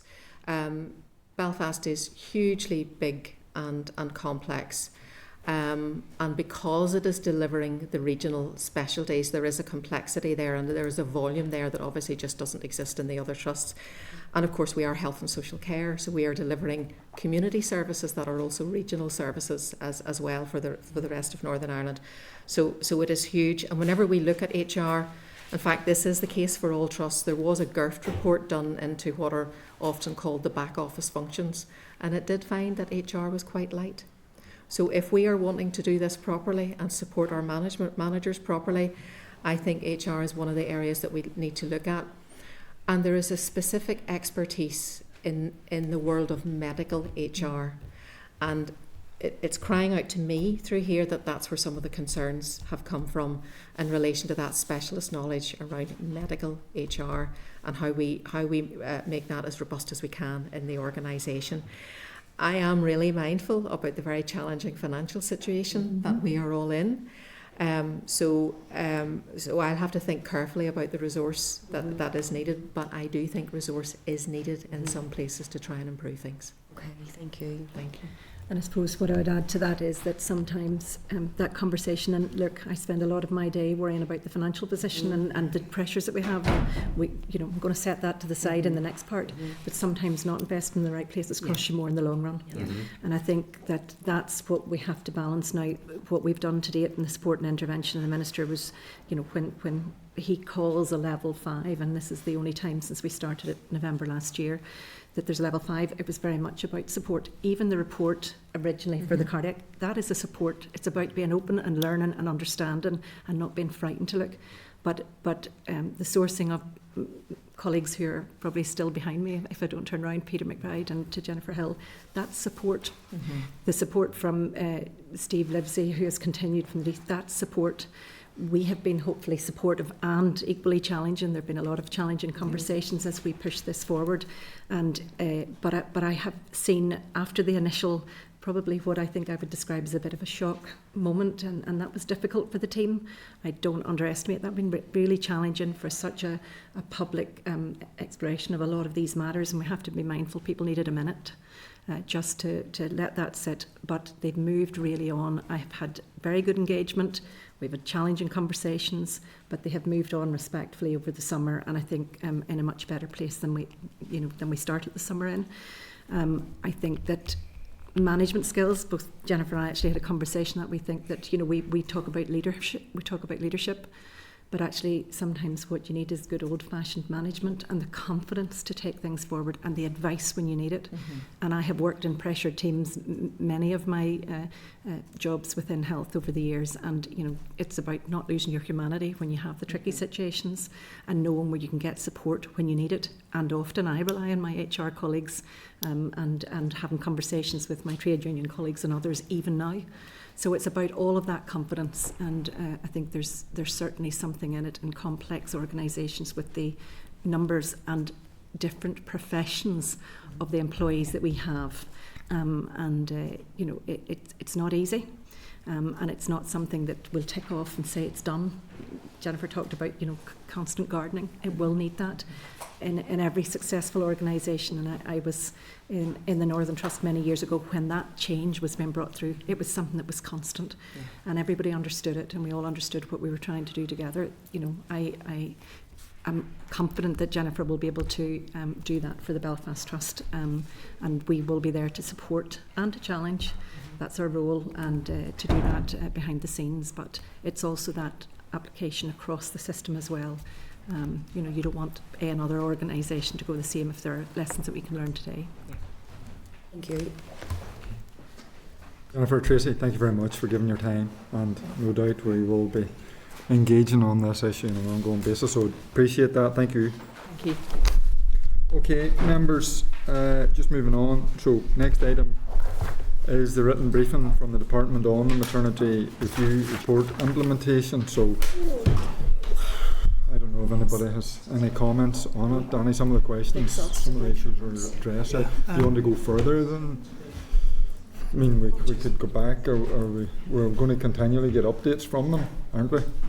So I thought that was part of what they were going to be addressing today, but that was part of... No, we get ongoing. We've asked for updates specifically from the Trust in relation to it. But it wasn't anything that was going to be covered. I mean, you ask the question, they decide whether they want to answer them or not. Oh, certainly I can follow up with them. Yeah. So anybody, any other comments on it? No? Okay. So item number 8, Adult Protection Bill, call for evidence response list. So can I refer members to the list at tab 8, page 75 of the main pack. There's a schedule of briefings in the memo, and briefings on the bill will commence at the next meeting, the 6th of November. So everybody content with that? Yep. Yep. Okay. Correspondence, can I refer everybody to correspondence index at tab 9, page 78 of the main pack? Any commentary on that?